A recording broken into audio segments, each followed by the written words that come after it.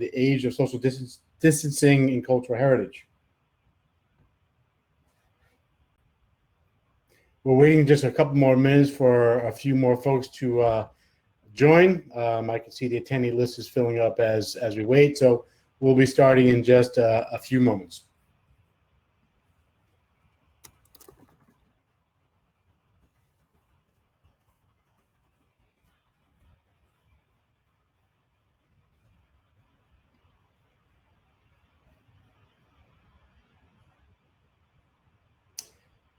I assume everyone can see the slide deck, the start slide. If you cannot, please let us know.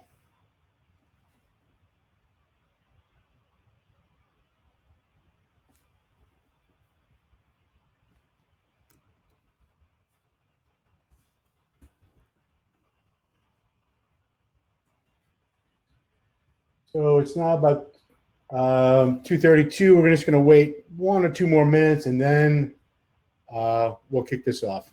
So let's just be patient just for 1 more minute.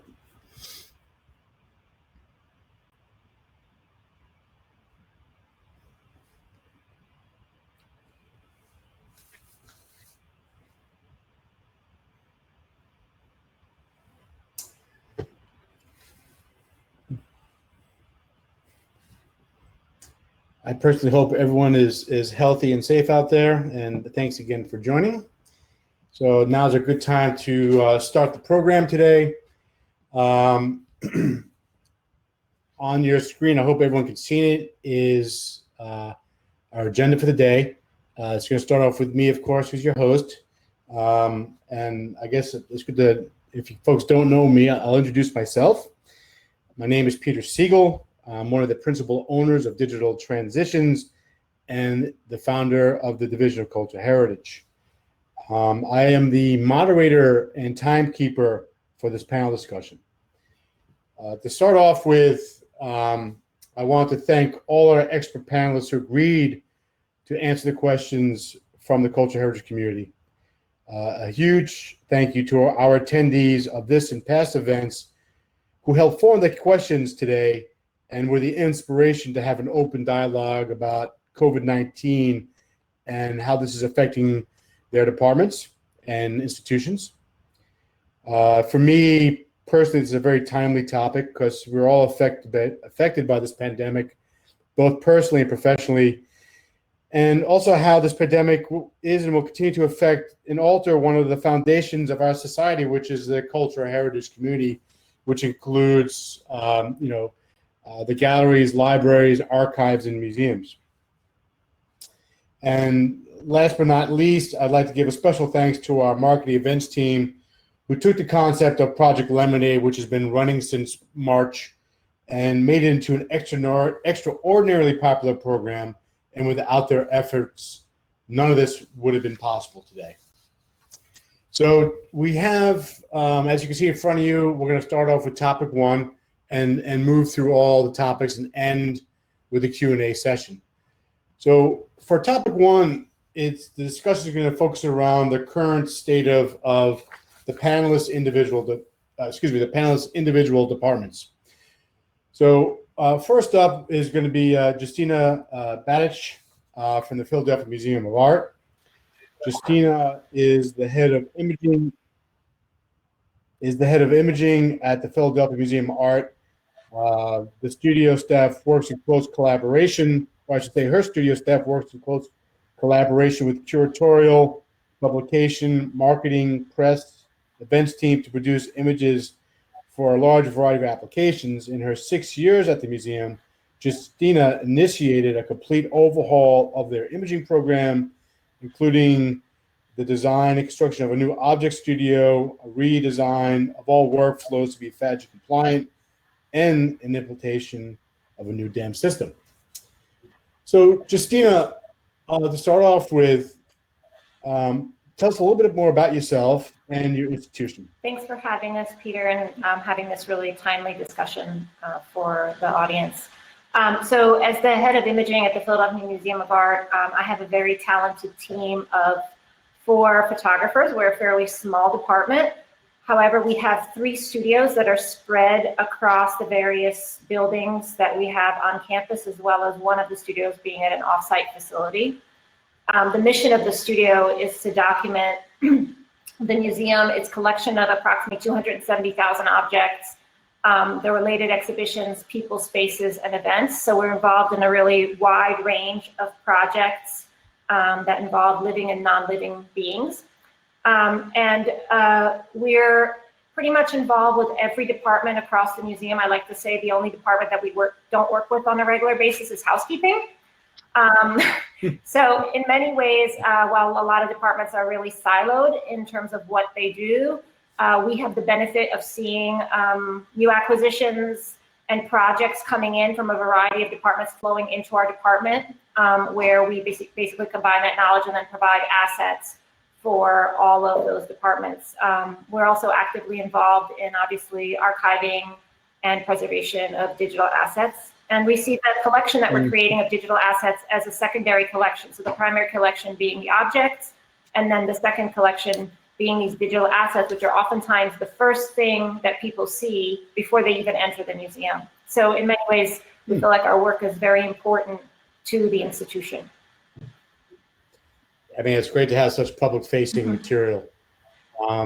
With the present situation with COVID, what is the current state of your institution with regard to, the demand for digital content, and what degree is your staff, dealing with this in terms of working remotely and with the public? And lastly, has COVID affected the employment situation? So we're currently following the state-mandated stay-at-home order, which we've been doing since March 13th.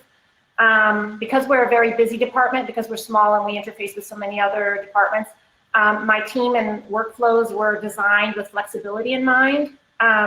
We frequently photograph objects on location in the galleries and also at collectors' homes, etc. So we were, in many ways, well poised to work from home. We have both large RAID drives that we could take home with a large number of assets, as well as laptops, etc. So my staff is able to perform about 60% of their work from home. The current situation has highlighted the need for digital content, and that this is an area that many museums were caught off guard with in terms of the need for digital content when they shut down. So in many respects, image requests for us have increased. They vary in terms of the types of requests, maybe not the standard requests that we would normally get in the past, but I feel like there's still a very high demand. And if anything, I feel like this has highlighted why it is really important for a museum to have a thoroughly digitized collection, both in terms of object preservation, but also to create public outreach at times when people can't enter the building. So we have been very active from home. The only thing that we really can't do is shoot in the studio. So question is since you indicate like a lot of your staff is working from home and so forth, what kind of work are they able to accomplish? So my family lives in Italy, and so they went on lockdown about 2 weeks before us, and I was actually scheduled to fly out there right before they closed the borders.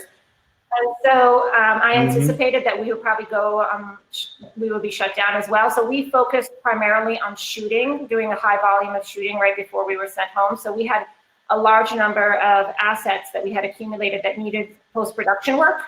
And so that's something that we were able to do from home. And then we're working to do image delivery for departments that need them. So oftentimes they're looking for assets that haven't yet been processed into our repository, but staff at other departments know what we have available so that we can accommodate those requests. And then we've also been able to initiate some digital content projects, which we normally don't do, but because we had the time freed up from shooting, it enabled us to for me to coalesce some of the ideas about objects that are coming in and create links and propose some new projects for our new committee that we have on staff. And so my team has been working on creating proof of concept pieces collaboratively from home. Gotcha. So it sounds like you're pretty busy and the demand's still pretty high. So your department has not been affected adversely in terms of laying people off and so forth. So our museum took a very conservative approach from the get-go. So when we went on lockdown, we were told that we would be basically a stay-at-home order until June 30th, which in March seemed like a million light years away. And we thought that's impossible. We will be back in end of May, the latest. It actually ended up that the museum's approach was a very wise one because Philadelphia is still obviously under Code Orange. And so we are not at the point where we're ready to return. And it looks like their timing was actually very smart. And so they, from the time that they sent us home, had basically agreed to continue to pay our salaries as we're working from home. Some departments are not able to do any work from home, obviously, and those departments are still being set. So they have been very generous and I think very prudent in their approach to how this has been handled. I feel that they're approaching the reopening of the museum with the same level of prudence and kind of very conservative in what they're doing. Okay. Well, that sounds great. It doesn't sound like you're going to have to deal with layoffs with a higher demand for imagery at the moment. So that's good news.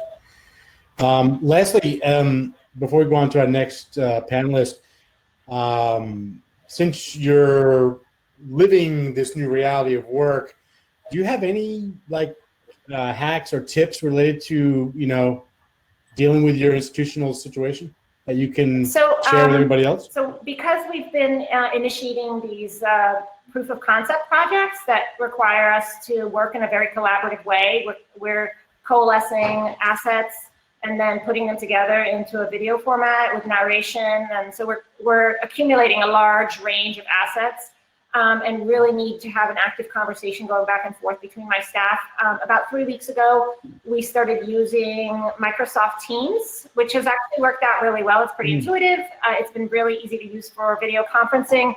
And because we have several projects going on at once, we can create individualized threads about progress and also breaking up work, divvying up work between staff. So that has actually been a surprisingly good new find for us. It's something that our IIT team implemented, and we started using the first day it became available, and actually have turned out to really like it. Great. Justina, thank you so much. And we're going to move on to our next panelist. Thank you.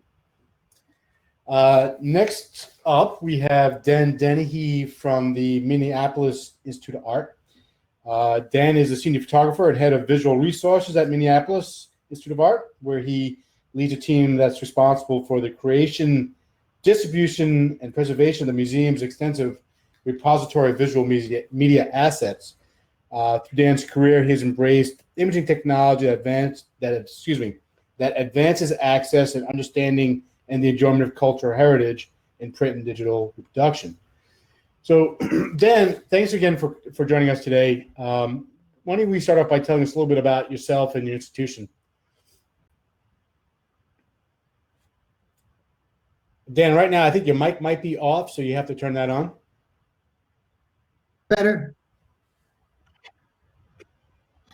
Well, I just said thanks we can hear you now. Perfect. Thank you. I want to start by just expressing my sympathy to anybody who's been adversely affected by the crisis, because I know there's a lot of people out there hurting.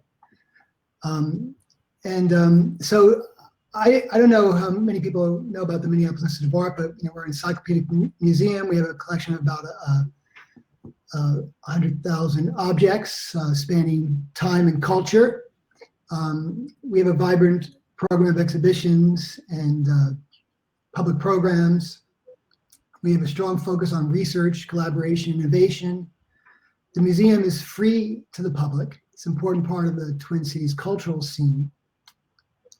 And we're a community-forward organization that strives to be relevant in terms of equity and bring meaning to people's lives. So I just wanted to start by saying that.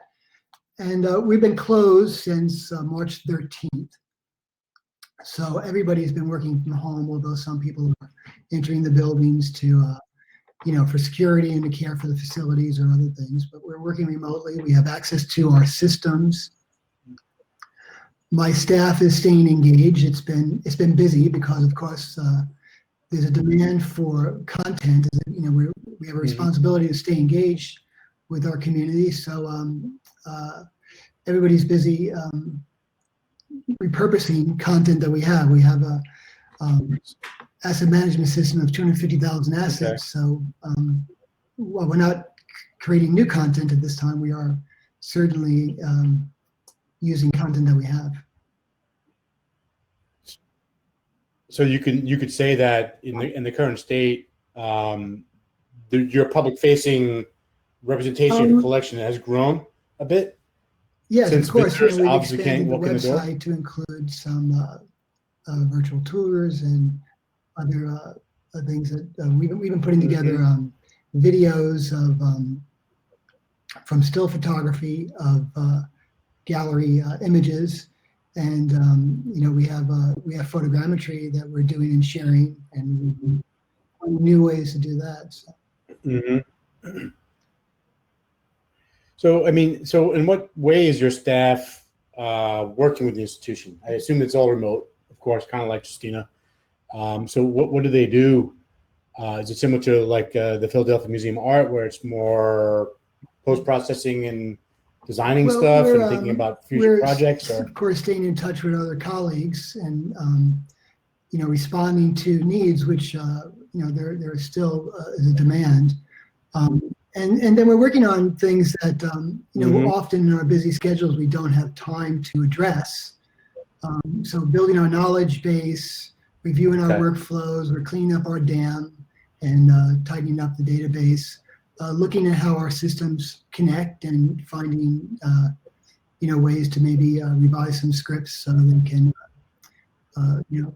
better. Yep.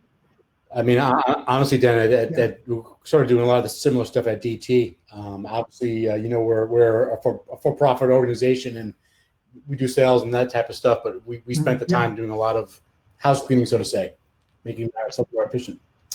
Last question on this first topic: how has the employment status of your staff been affected, or has the employment status of your staff been affected? Well, we're fully employed since COVID. We have a pay protection, salary protection grant from the federal government, and we're fortunate in that way. We also don't rely as much as other museums on visitor, on the door, on police. So we don't have that. We don't anticipate losing revenue from visitors. Although, of course, economically, we're all impacted from this. But right now, we're fortunate, and we're good until the middle of June, and then we have to review the situation and see where we go from there. Well, I certainly hope it's you can keep your budget going through June.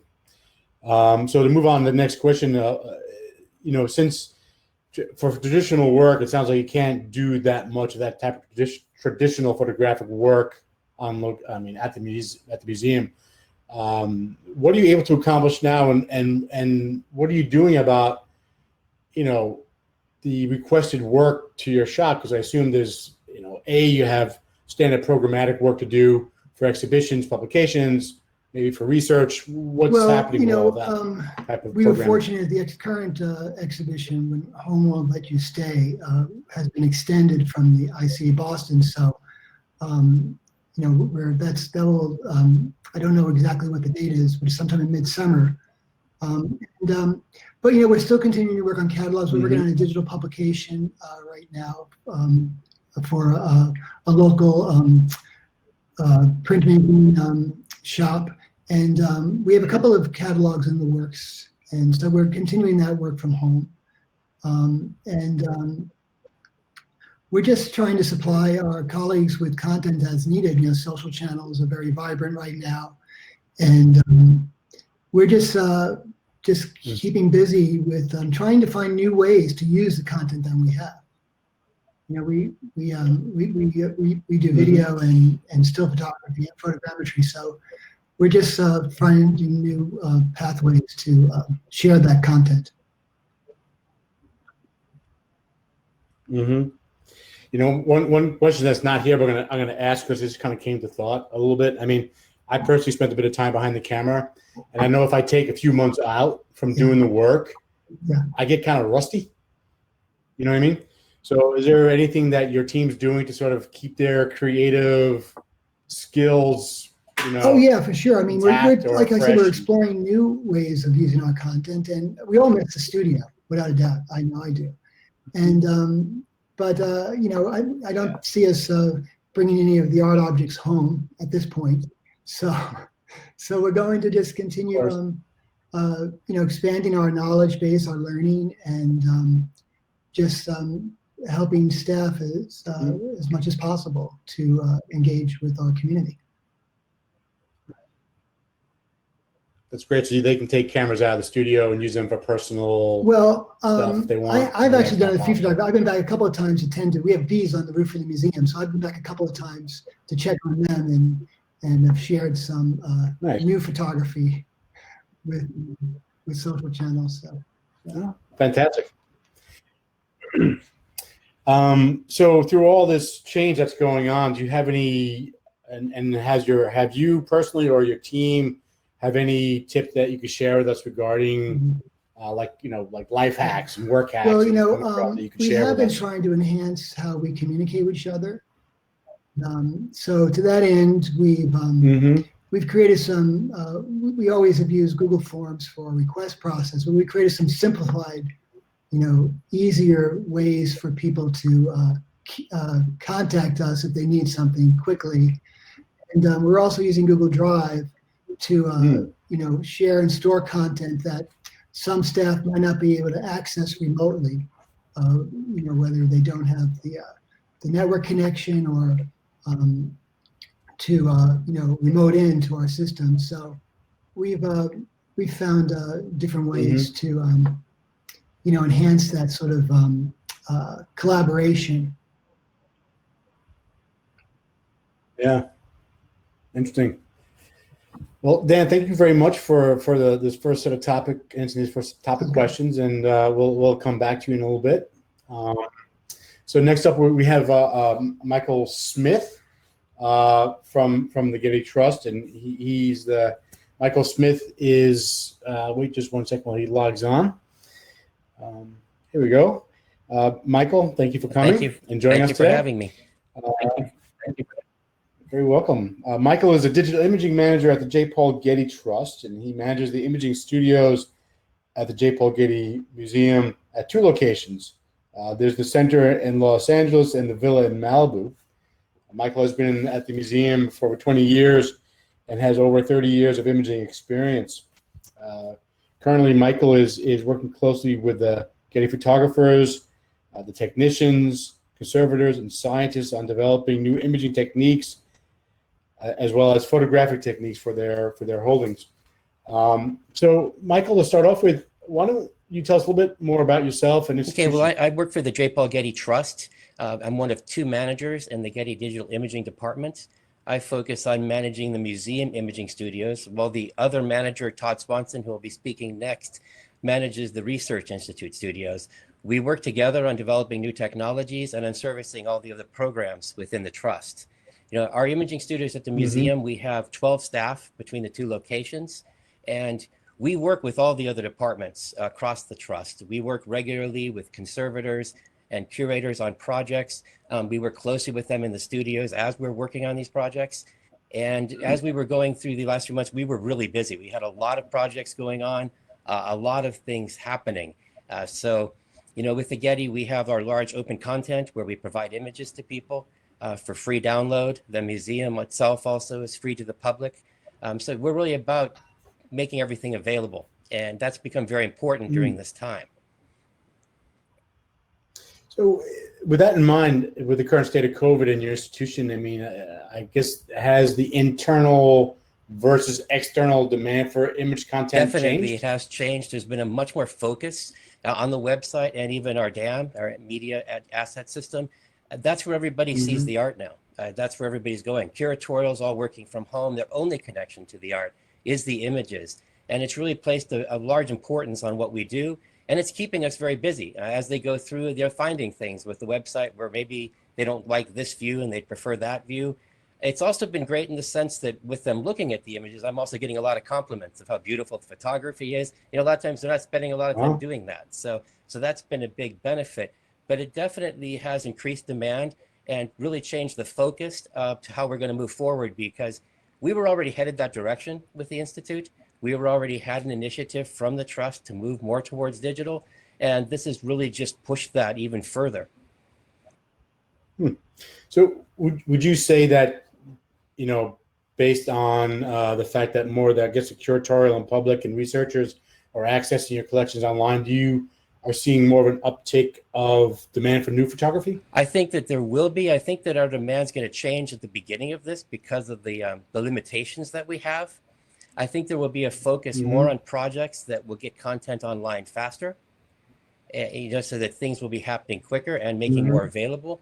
I have seen a move from prioritizing towards smaller online catalogs and putting larger ones off because of the time it would take to complete them. And so definitely, I think there's more of a demand to move forward and do things where we can enhance the collection quicker online. Also, how is this affecting, how your staff works now in terms of being, not being able to work with them in person? It's all remote, no interaction with the public. How's that? What's going on there? That's a pretty big transition for all of us, because we work so closely with everybody. And it's a big transition. I think that we're fortunate with the Getty that they have a really strong infrastructure. And we basically, with our staff, what we did is we gave as many people as possible computers to take home, Getty computers, because they link directly to all of the Getty servers, allow for uploading and downloading of images. Other people are working on their own equipment. And for that, we are using, Getty has their own box system, Getty Box, which we can transfer files. We're also using Google Drive was mentioned. We're using that. But, basically working remotely like this, it's caused us to have to look at new ways of working. And so, it has definitely changed our focuses and what we're capable of doing. Gotcha. Has employment been affected at all for your team fortunately for us, with the Getty, it all runs off of the Trust. And so that the money is there, and the administration made a decision that they were going to pay all employees and they were not going to lay anybody off. And they're paying everybody whether they can work from home or not. The idea with the Getty is they want to be ready to go when we can come back. And so they're willing to pay all of our staff. With our department, almost everybody in our department is working on a daily basis. A lot of people pulling full shifts. We have a lot of work. But we were, everybody was a little nervous going into this. They weren't sure what these decisions were going to be. We have a lot of staff that's project related. They were unsure if the projects would be extended.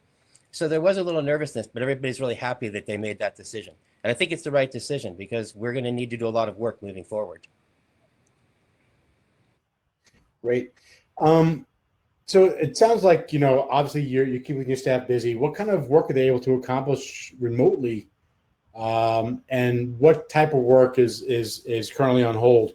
Well, basically, obviously, the main thing is we can't interact with the art, so we can't image. And also, I would say on hold are some projects we were working with other departments developing new technologies where we're working side by side. We're still talking about them, but we're not able to physically be working on them.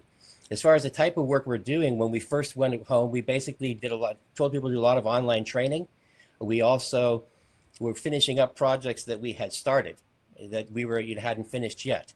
But for us, one of the big things for us, if we have a lot of old imaging that's in our dam, and a lot of it was put in without vetting, so it hadn't been gone through, and a lot of it is not really useful. And we have thousands of these images. This is something we'd never had time for, but now we're making a project of that and going object by object so that when somebody searches for something, everything they find will be useful. This is going to be very beneficial. We're focusing on things we know are coming up soon, projects. But this will keep us busy for a very long time. There's thousands and thousands of images that we need to go through. So we have no problem staying busy. And along with that, we also have demand. I still have demand from, we're supplying files to merchandising. We're continuing with publications projects. So we have a lot of demand for work. That's great.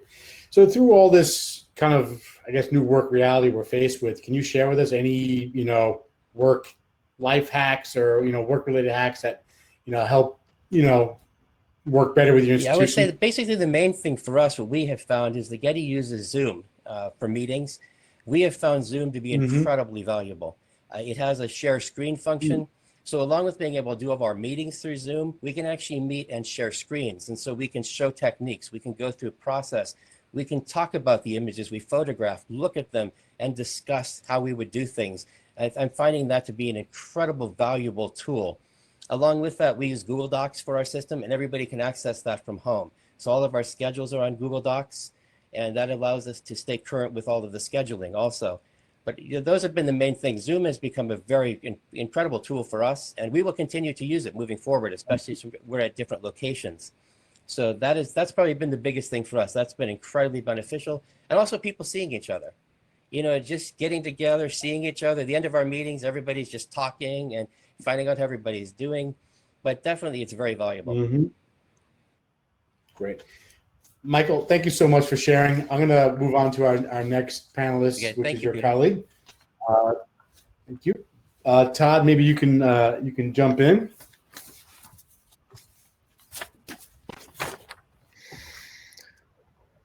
Hi, Todd. Thanks for joining us. I'm going to start off here, and this is Todd Swanson, obviously. Todd holds a BFA in studio art as well as a master's in library sciences. He is again the master's in management and digitization, preservation of culture, heritage, and records. Todd currently is in the role of imaging manager at the J. Paul Getty Trust, overseeing the imaging team at the Getty Research Institute.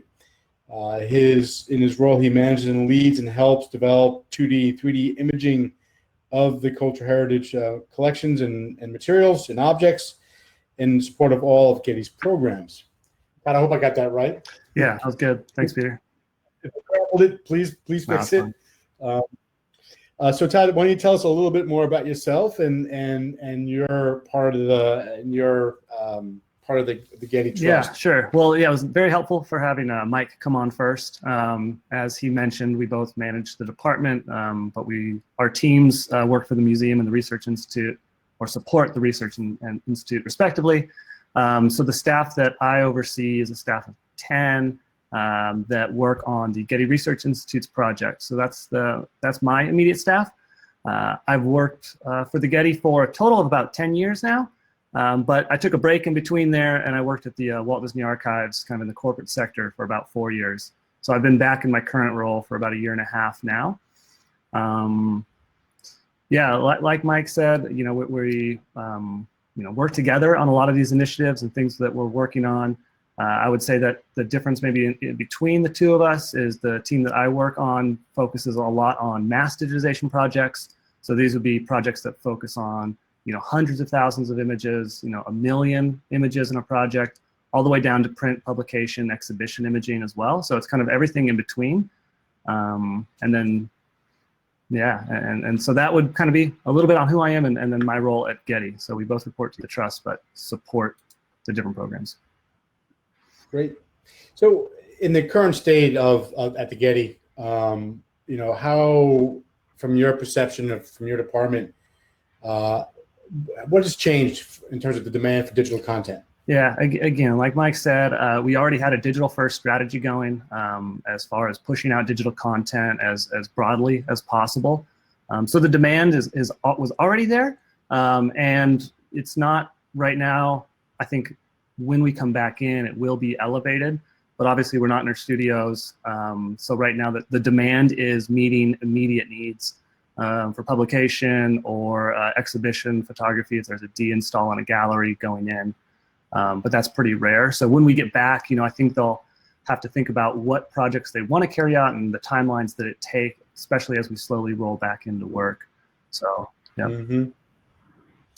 I mean, from listening to Mike talk, I mean, it sounds like you spend a lot of time cleaning house, so to say, in terms of the image assets in the dams and so forth. I mean, so with your staff, what are they doing to keep themselves, occupied? Yeah, so for us, it's a little less on the cleaning side and a little bit more on the processing side. So large projects that we're in the middle of, team members, project-specific team members can take those back and work on processing those out. We've been distributing some of that work. So if someone's specifically working on a project and there are thousands of images to go through, perhaps for stitching work or for cropping and processing work, we've been passing those files off to have other team members work on it.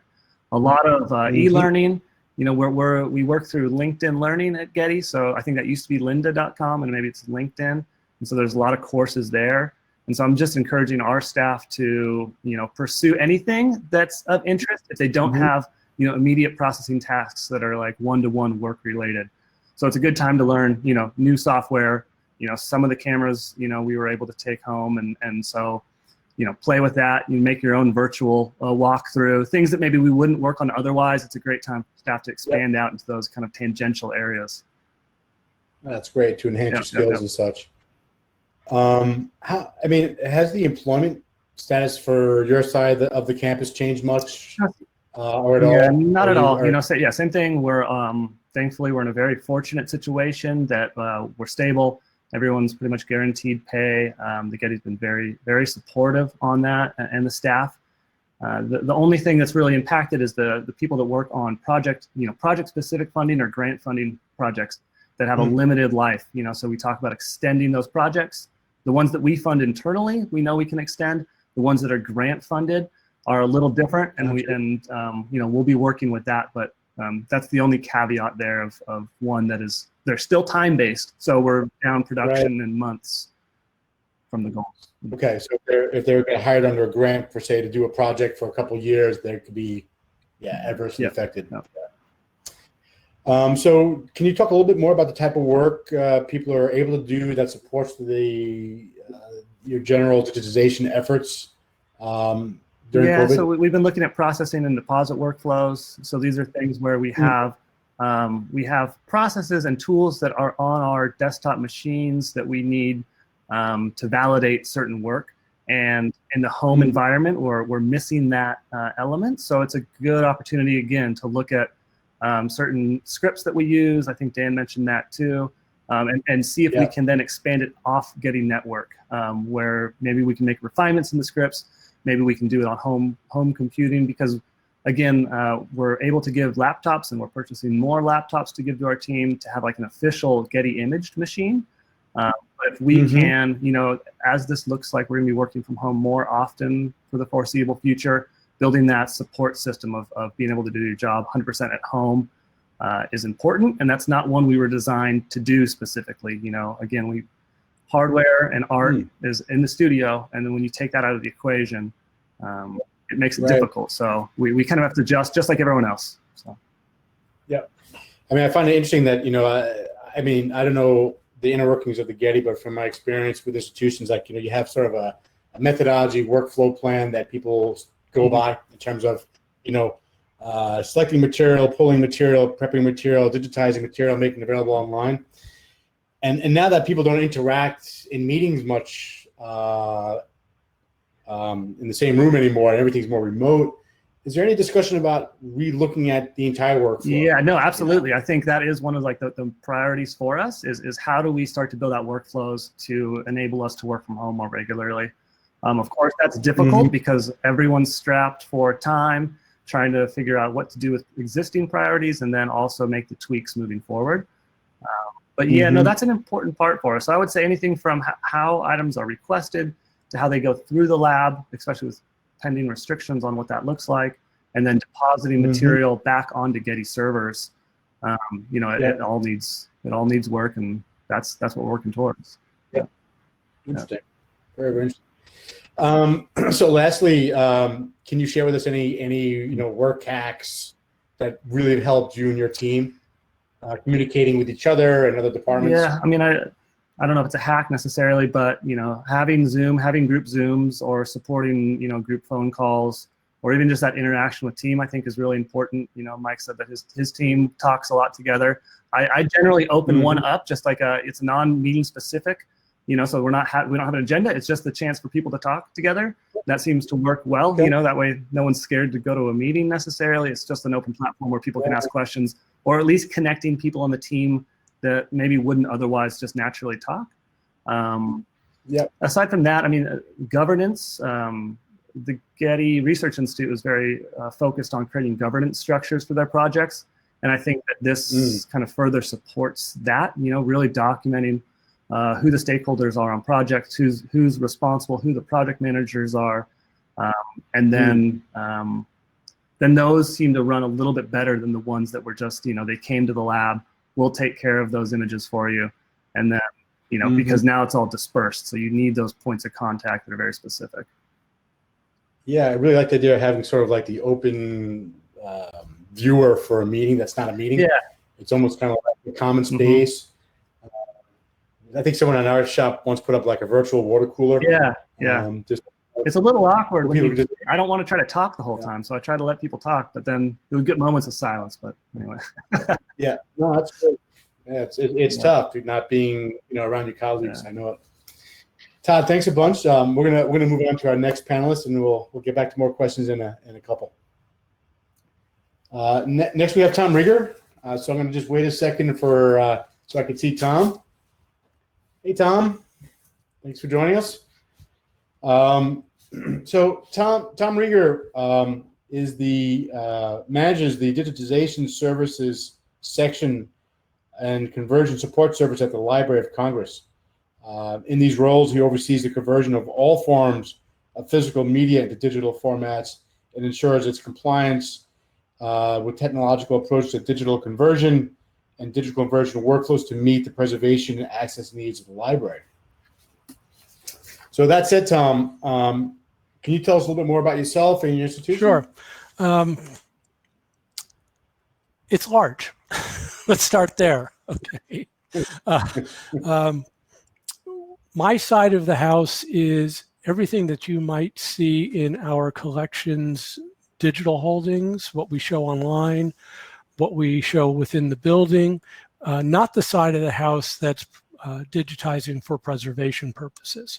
So it's roughly 50-50 between work that's done for preservation and work that's done for presentation, if you will. Before we came on this morning, I did a quick look. We're running 59 active projects at the moment. Yeah, wow. I was a little bit surprised at that myself. And there's 100 more, give or take 100 more, under development.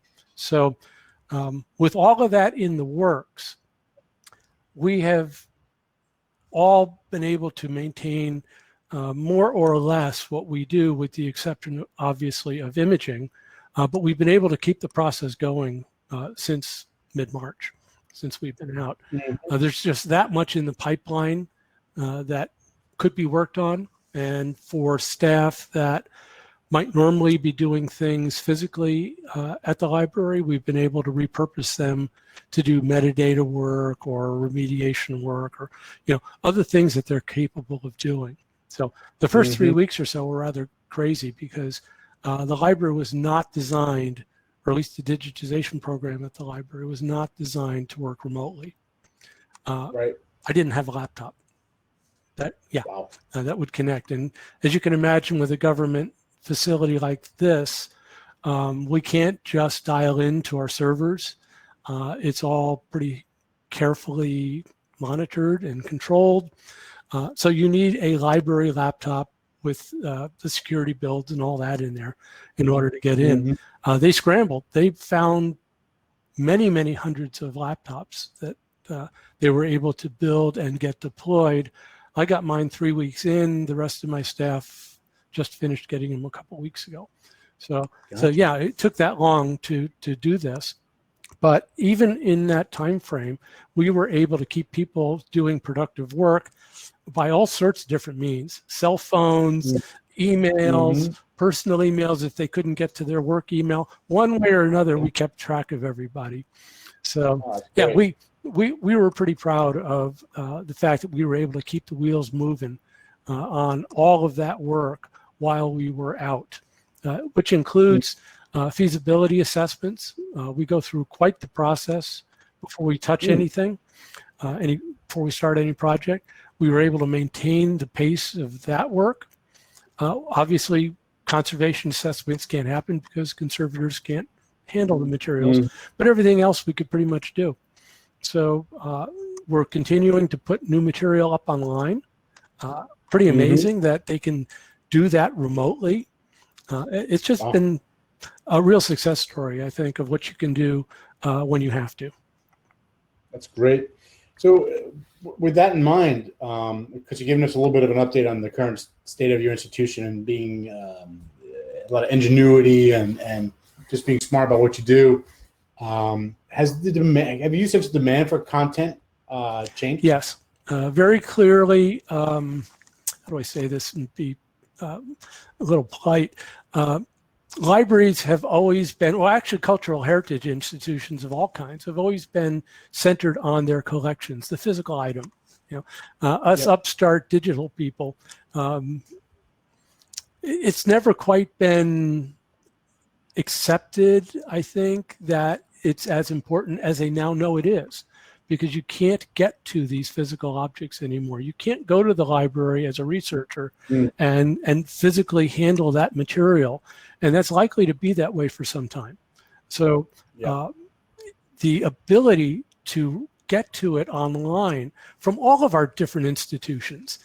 We've been working at this for a number of years now with IIIF and collaborative efforts among institutions, to where you can pretty much find what you need online at reasonably high quality, if not outstanding quality. The library has very much changed its perception of the importance of digitization. Not that they didn't earlier. In fact, when Dr. Hayden came in 6 years ago now, her whole thing was, we need to get this to the people. We need to make these materials available. They call it opening the treasure chest, and it really is a treasure chest. That's fantastic. So as a result, and it didn't happen as a result of this event, but we are building a new digitization center at the library. We are bringing in all kinds of new and different ways of digitizing. But directly as a result of what's going on here, we're completely changing the workflow.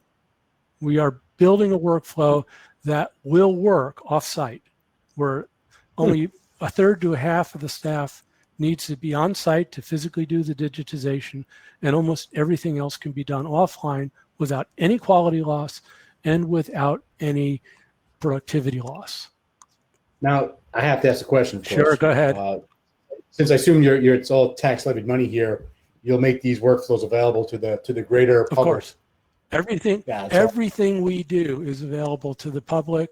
The work I do under the FAGI banner, all of that is publicly funded, and it's made available for free, if you will, wherever it can be. Open Dice, for example, we keep developing that. We've just finished a new version that we have to get through the IT people for their review of it before we can publish it, but it's done.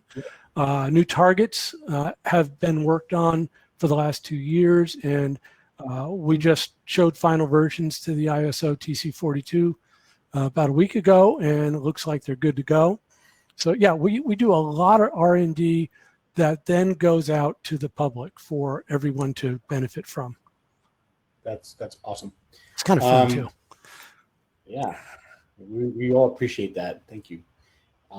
Has the employment status been affected a bit at all by the present COVID event, as you said? Every library employee is pulling a full paycheck with benefits, and we have quite broad discretion within rules to allow for special leave categories for taking care of minor children, or there's a whole bunch of different situations where staff are tugged away from working during the day for reasons related to this event. We've made lots of accommodations for that, and we'll continue to for a while. I'm hearing that I'm a little behind, or going a little bit slow on these intros. So forgive me. So what we're going to do, I'm going to abridge a couple of questions a little bit. Apparently, you told us a bit about the work you're able to accomplish right now during COVID. What's on hold? The only thing that's really on hold is digitization of new materials. All right. Yep. Okay. That's it. That's all that's on hold. All of the, well, I'll say some of the post-processing is on hold too, because the source material is in the library and we're not allowed in. No one is Okay. allowed to access the library at this point from our Gotcha. division anyway. So until we get back, we can't get to those pieces. I will say our digital scan center was thoughtful enough to scan like crazy for a month ahead of the shutdown, and they took it all home. Yep. Okay, good. So last question before we move on, any life hacks or tips in terms of negotiating and dealing with your current situation? So I know you mentioned that since you're a government entity, the bureaucracy is a little bit denser than other places, and it was a little bit tough getting computers and such. And would you get? Well, it is, and what winds up happening is our VPN, which normally hosts maybe 500 connections a day, sometimes now peaks at 4,000. Wow. And when it does, well, it doesn't work very well. It will break on occasion. So that's not real fun when you're working on your laptop and all of a sudden it goes down and your connection to where you were storing your material is gone. Things like that are pretty annoying. So what many of us have wound up doing is I use the laptop simply for communication. I have email and I have the Skype connection sitting there. But all my work pretty much is done on my own personal machine at home, which has a much bigger screen and it's a much more powerful computer anyway. And then I transfer it back. Now, I'm mostly doing R&D and project management, things like that. So those kinds of files are not really sensitive. So I'm not running into any kind of security issues by doing that. But it's all off to portable hard drives that just go back and forth. Yep, makes a lot of sense. All right, Tom, thank you. So we're gonna moving on because you're getting flat. I'm a little slow here. Late. So bear with me. Okay, I'm gonna give Bethany a moment to join us. Hi. Hey, Bethany. How's it going? Oh, well, thanks for this.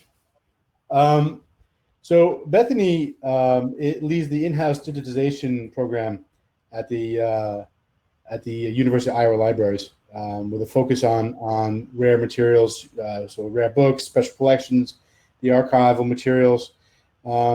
She's been doing this for 7 years, and the program has expanded its staffing, infrastructure, and services, and receiving nearly $500,000 in grant support for digitization projects. Bethany holds a master's in library information sciences from Kent University. So all that said, Bethany, tell us a little bit more about your institution and yourself, if I've missed anything. I'll probably skip more about myself and talk about the institution because a university at this time, it faces quite a challenge. Many people already have mentioned March 13th as a shift date in how they worked and where they worked. It is similar for us here. March 13th was the Friday directly before our spring break. So it was during spring break that the university made the decision to extend spring break for an additional week in order to give the campus instructors, everyone, the opportunity to shift all class instruction online. So students were not to return to campus. Special arrangements were made for students to move out of dorms safely. There were a lot of logistical considerations as this pandemic began to affect us. So, my digitization team is part of a much larger system. We're part of a preservation and conservation department, which is part of a library system, which ultimately serves the entire university. So our choices moving forward are impacted by that. That's really interesting. So with the current COVID situation, I assume, of course, the demand for digitization must have changed. It's changed, but in many ways, it's stayed the same. Our digitization demands have always sort of come from two directions. One of those being patron-driven requests, as well as projects that either library staff or curators or faculty have planned together. So I think of those as like reactive digitization and proactive digitization. So the reactive digitization patron requests haven't changed at all. If anything, they have increased, I don't know how much fold. My team doesn't deal with patron requests directly, as we have an access services department, which has interlibrary loan staff who tend to focus on those requests. My staff tend to work on projects that are planned, longer term projects, projects that focus on our non-circulating collections. And those projects are generally shut down at this time. I was nodding along as Justina was talking about, having seen the writing on the wall that this pandemic was coming. Our team likewise spent many weeks stockpiling digital images, if you will, photographing as quickly as possible and not really doing any post-capture processing because that is work that they could do from home. That's kind of nice thing, I guess, about the raw workflow, right? So you can absolutely do a lot of post. Yeah. So the second part of this question is, degree of like working in person, remotely, and dealing with the public. I assume, obviously, most of them are working remotely. We are all working remotely at this point. There are select library staff who have continued to work in the building, but those are folks whose critical function, which directly supports the education mission of the university, they have to do their work in the building. So, for example, one interlibrary loan staff member has been fulfilling patron requests during this time. Otherwise, my team, we are working from home and, happily doing so. I would be anxious to get back to the studio, but, it's not exactly safe to do that at this time. Yeah. Do you expect any employment changes to happen due to COVID? I sure hope not. We have been very privileged at our institution that we've all been kept in pay status. Everyone maintains their pre-pandemic employment status, including our student workers, which was, we rely on student workers in our digitization work, as well as library services broadly. And we were really worried for them when we didn't have great answers about what was coming. But they have luckily continued to be employed as well, and we've plenty of work for them to do. Great. So going on to the next question, because it kind of leads right into it, it sounds like aside from post-production, quality control, what other kind of work are you able to accomplish? There's always something, right? So, we like to focus our attention on, image capture as part of digitization, but digitization is so much more, right? There are remediation projects for digital content, a lot of quality assurance for optical character recognition so that we can ensure that the digital content that we post to our websites are, accessible, broadly accessible for all of our users. We've been focused on transcription and captioning projects for some of the audio, video, and film assets that we have had digitized. But also, I've heard my colleagues mention legacy projects and cleaning up workflows. These types of like cleanup and planning projects are the things that never like bubble to the surface as the highest priority thing to do, but at this time it is such a good opportunity to do them. Yeah, well, I think we're all doing a little bit of house cleaning right now, personally and at work is what Absolutely. I say. Yeah. So can you share with us any, like, I know we use the term here, like life hacks or tips to that's helped you deal with the present situation? Many have already mentioned things like Zoom and Google Drive and VPNs. I think the tip that I would have is that the workplace is often a great equalizer. So, when people report to work, they get to leave a little bit of their home life at home. And this situation has really, forced everyone to be a little bit more vulnerable than they ever have been to work colleagues, especially as we use Zoom and we do things like this. So, people see the spaces where their colleagues live in a way that they never have. Right. So I think just dialing up the compassion that we have for each other is key at this time, especially when, I have colleagues who have small children at home.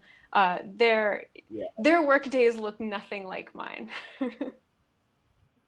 Yep. That's a very good tip. You know, we're all in this Absolutely. together. Yep. Well, Bethany, thank you. We're gonna move on to our next panelist.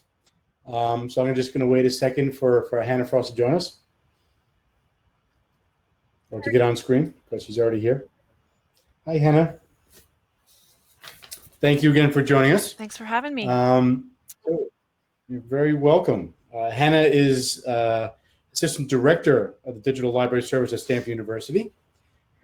She leads a team that's responsible for specifying, managing, and delivering digital library services that include the digitization, project management, born digital archiving, and repository-based preservation and publishing services. It's a lot of responsibility. Can you tell us a little bit more about yourself and institution relative to the COVID event and Sure. things? Well, I've been at Stanford for coming on 19 years, working on digitization of collections since the beginning. My early focus was primarily on audiovisual media reformatting, and I developed and oversee a program and operations of the Stanford Media Preservation Lab. But the Media Lab is just one of 3 arms of Stanford's digitization program. We also handle data capture from hard drives, floppy disks, and things like that in our Born Digital Lab. And our largest operation is known as the Digital Production Group, as you know, Peter, and they handle our digital imaging 2D and 3D. So across these 3 programmatic arms, we're able to handle all formats in Stanford's collections. And a little over a year ago, the 3 arms and a total of 14 staff were consolidated into one service in the unit I manage, digital library services. Mm-hmm. It's a lot going on. So tell us about the current state. I mean, I assume it may not be that different from Bethany and Tom in terms of the content with regard to online learning and so forth. So can you talk a little bit about it's pretty that? similar to especially Bethany's situation. We went home officially March 16th, so that Monday, just as spring quarter was about to start. Since then, the demand for digital access to library collection items that normally would be used in their physical formats as course reserves, and also supporting graduate student research projects, the demand has been through the roof. So our acquisitions department had to pivot and seek out licensed digital versions. And basically, the director said, just if it's available in digital, just buy it. And so we were pretty successful in closing that, that gap. But we do have this list of 120 items that were wanted for courses that weren't available online digitally. And we're sort of using that as a data set to understand how we will support courses going forward, to get a sense of how we could digitize them and provide access to them. What else can I say? We also have a steady trickle of ongoing requests, and we're able to satisfy some of those through our Google Books collection, and some ad hoc scanning of sort of excerpts of books that are needed for dissertations that people are filing like today. And Special Collections is maintaining a mounting list of requests from external researchers, which will be a long time till we'll be able to satisfy those. So all of our digitization staff remain employed, including the casual staff that we have. Stanford has committed to salary continuation through August 31st, end of our fiscal year. Casual staff who are core to supporting our program are less secure right now. And in fact, just yesterday, Stanford's president announced that we should expect news about layoffs and furloughs at the end of July. Wow. So when you say casual, that's like the soft money people who come on. The hourlies, projects. Who have part-time work in our labs. Gotcha. Well, we kind of covered that. I guess obviously everyone's working remotely at this point, and we covered the employment status. You have to wait till July, which is kind of harrowing for everybody. Tell us a little bit more about what were you able to accomplish at this point, and what's like on hold with regard to the digitization efforts at your facility. Well, like like others, our program supports a mix of curator-driven sort of collection-based projects and on-demand services for scholars at Stanford or elsewhere. So while we're sheltering in place, all 3 labs have been able to make some progress on our core work. We continue to work on the projects that were already in the queue and in our workflow that had been imaged. We're turning to our backlog of content that needs review and remediation, just like everybody else, and we're preparing that content for accessioning into our repository. And so while we haven't been able to continue digitization for exhibits or patron requests, we have been able to work on born digital collections and digital exhibits. Actually, there's a lot of work going on in our digital exhibits right now. We recognize that, you know, this is just one of the few silver linings in this situation, but it's nice to be able to get back to that stuff that builds up in the background. Mm-hmm.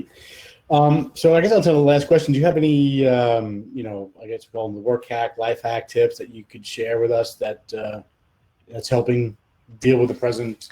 Well, what came to mind for situation? me when I saw that question was not so much about technology, but you know, we were pretty worried about finding work for our casual staff, everybody who went home, who would normally be in, you know, needs to be in the lab. So, but before long, we found we had a number of ideas, and what we did was we formed a work pool where units across the organization could sort of like exchange both project work that needed attention and people who had extra time. So we've been able to sort of spread out across the organization and get more done together. Nice. Well, Hannah, thank you. We're going to move on because everyone keeps pinging me on Slack that I'm way behind here. So thank you for talking about yourself at Stanford. So we're on to our now that we have a little bit more sense of what's presently going on at all these institutions. Let's move forward to looking forward, which is the next set of questions for our panelists. So we have two main questions here. Actually, there's 3 bullets, but you know, there's one. We'll start for the first one, and I'm going to read them out. I'm going to let the panelists answer to all these. When is your institution planning on resuming its new normal or phased opening approach, both generally to the public and internally for interdepartmental work? And then the second bullet, the second and third bullets are kind of a combined answer. You know, your change in anticipation, your workflow, and what are you going to change in terms of your strategies and so forth. So I have Justina up first. So why don't you talk to us a little bit about these questions? So currently our reopening date hasn't been set. And so the museum is still working out a lot of the safety protocols for visitors and staff once they return to the building. I think we're probably going to be working in a phased-in approach where essential staff that have to work in the building are going to return first, and then staff that are able to work from home and don't need to be in the building are going to return last. And I think our timeline is probably going to be in line with the other major institutions in New York, which are anticipating a public opening date sometime between mid-August to late August, depending on how things go with obviously the numbers for the pandemic. I'm sorry, Kate, would you be able to pull the slides up for me?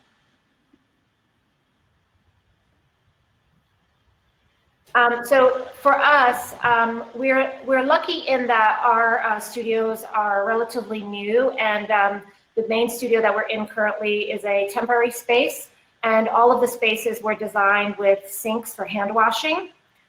So that is a plus right off the bat as far as staff not having to leave the space and go to outside locations to do hand sanitizer or other things.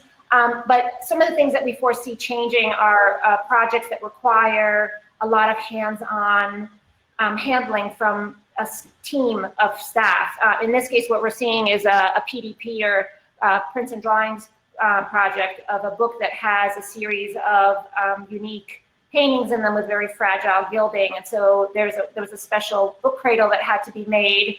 And the book had to actually be handled by 2 conservators that had little spatulas to hold the pages down as it was being photographed. Going forward, we could see right away where this would be a problem. People working in very close proximity, face to face, And so I anticipate there'll be a lot more PPE used in situations like this. Projects like this are going to have to be thought out much more carefully in terms of how many staff are in the room and whether people actually need to be there. And I think additional duration will have to be added for projects like this. So this idea of rapid capture for something like this is not going to be really feasible going forward. Some of the other things that we have to think about is obviously we were designed for flexibility. So our photographers were meant to move between spaces and share equipment. And that was really to maximize space so that space doesn't sit empty and unused while there's projects going on. And that was great. It really enabled us to be very efficient. But obviously in the situation that we're in now, staff are not going to be able to share equipment as freely. And in this case, we could see that, you know, all of these lights and boards where everybody touches them. We also have a number of volunteers that work with us in the studio and interns, and that those programs, the intern program has been put temporarily on hold, and whether or not volunteers are something that's feasible to have in the studio going forward will be an issue as well. So more than likely, photographers will be assigned to a space and have their own workstation, and they will not be sharing equipment. And equipment that is shared, we're probably going to be looking into getting a UV sanitizer that can be placed so that equipment is basically sanitized between uses. This is our current main space. And so there's some pluses to this space. One is that we have this large curtain that's in between the space. The space is quite a bit smaller than what we originally had. And so in order to accommodate 2 shoots going on at once, we have this series of large curtains that pretty much come up to the ceilings. These are going to be now utilized much more to both control airflow, to contain the photographers within their space, and then also to control foot traffic through the space as artwork is delivered or as photographers move in and out, so that we don't have so much intersection of people. And again, the idea of sharing equipment will be something that we are going to be cutting down on quite a bit. Mm-hmm. Sure. Christina, thank you. So I think we can move on to our next panelist. Okay. Who's logging on next here?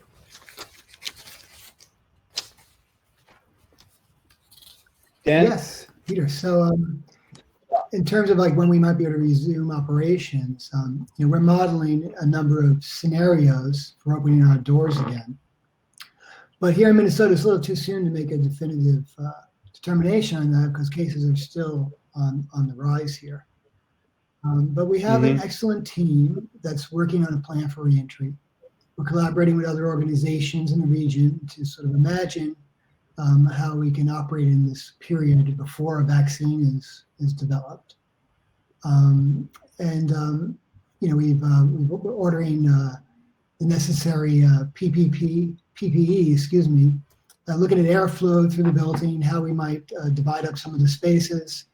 One thing we've done, we've partnered with a local distillery who usually makes spirits for consumption, and they've provided us with, you know, alcohol wipes and disinfectants. We're assessing building capacity.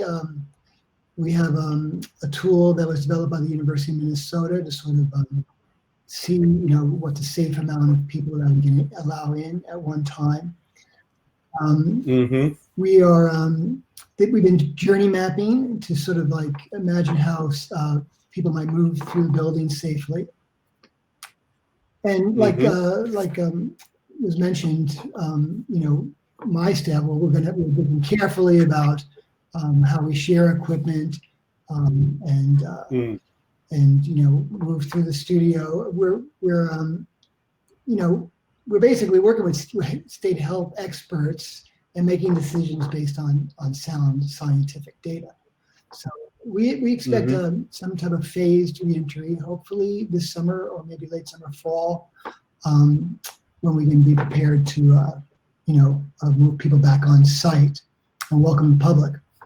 But there's still a lot that's uncertain, of course, and I think But I think we'll see a more hybrid approach between work from home and working on site for some time now. It's actually been working out quite well, and you can see some of the efficiencies that can be gained from that. And to wrap that up, do you see that since you have a phased-in approach of staff and people who work at the will this change your institution's digitization strategies? Well, I think so. I mean, if we're talking about like a new normal, I don't want to, settle too comfortably into a new normal. I've heard some people say normal was a problem before. So I like to think of it as like a new era of collaboration. Right. This crisis has given us time to think and reflect and imagine a new vision of how we might work together, untethered from physical space.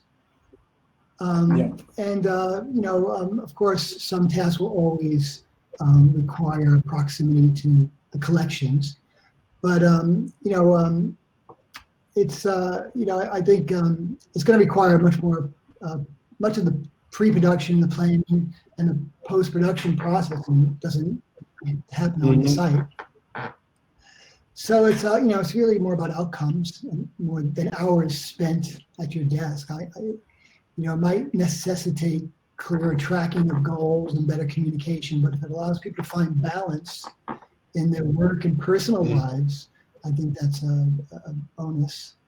And avoid wasting time on commuting, wasting energy. And I think it could be more productive and less costly. Yeah, makes sense. So we should probably bring up our next panelist, which would be Michael Smith, to talk about the same issues at hand. Okay, hi Peter, and hi everybody. Basically, with the Getty, we are definitely going to be working on a phased approach to returning. We were considering this current status to be phase 1. Phase 2 actually starts next week, June 1st. And some of our staff will be going back on site next week. The staff going on site next week is basically going to work on special projects for merchandising where we need to make proof prints and have them sent out. And so that's basically what we're going to be doing. There isn't any photography scheduled at this time. Basically, we're still working with the museum. I just talked with the head of preps this week, and we're also in communication with other institutions and the federal governments and the local governments, and going through what strategies we will have moving forward. The preps department is actually starting work next week and starting to work together. And so they are following certain guidelines and wearing certain PPE if they're in close proximity and limiting time that they're in close proximity. But we're still in the process of working out what that'll look like in our studios. We will definitely be not sharing as much equipment, trying to keep people in the same studios, changing our setups. We have a similar setup, talking about we shoot manuscripts using a conservation cradle. We're going to be moving our shooting studio, our station further away to allow distancing as we work through projects like that, working with a handler.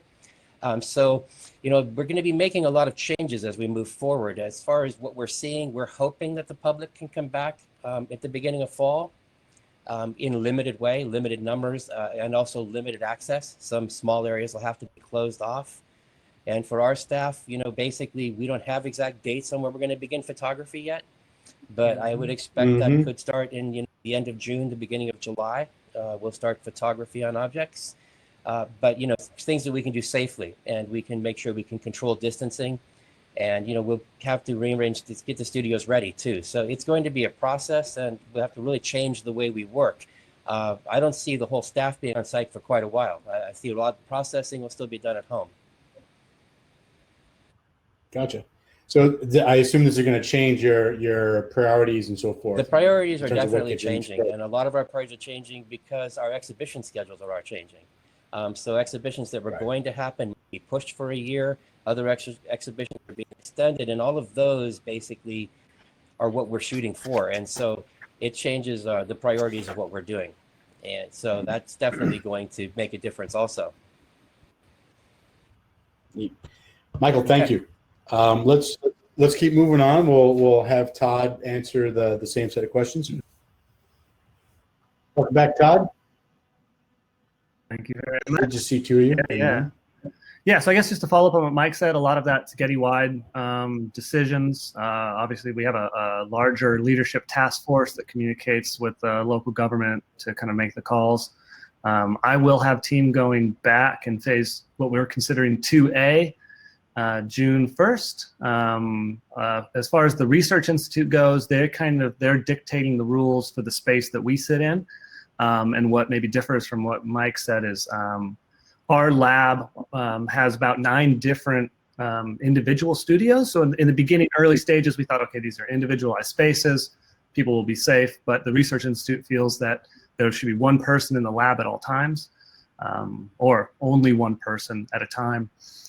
They're going to place a material quarantine of 9 days on any item that's brought for photography. So if someone brings us an item, it needs to be left in a caged quarantine before it can be photographed and then likewise returned.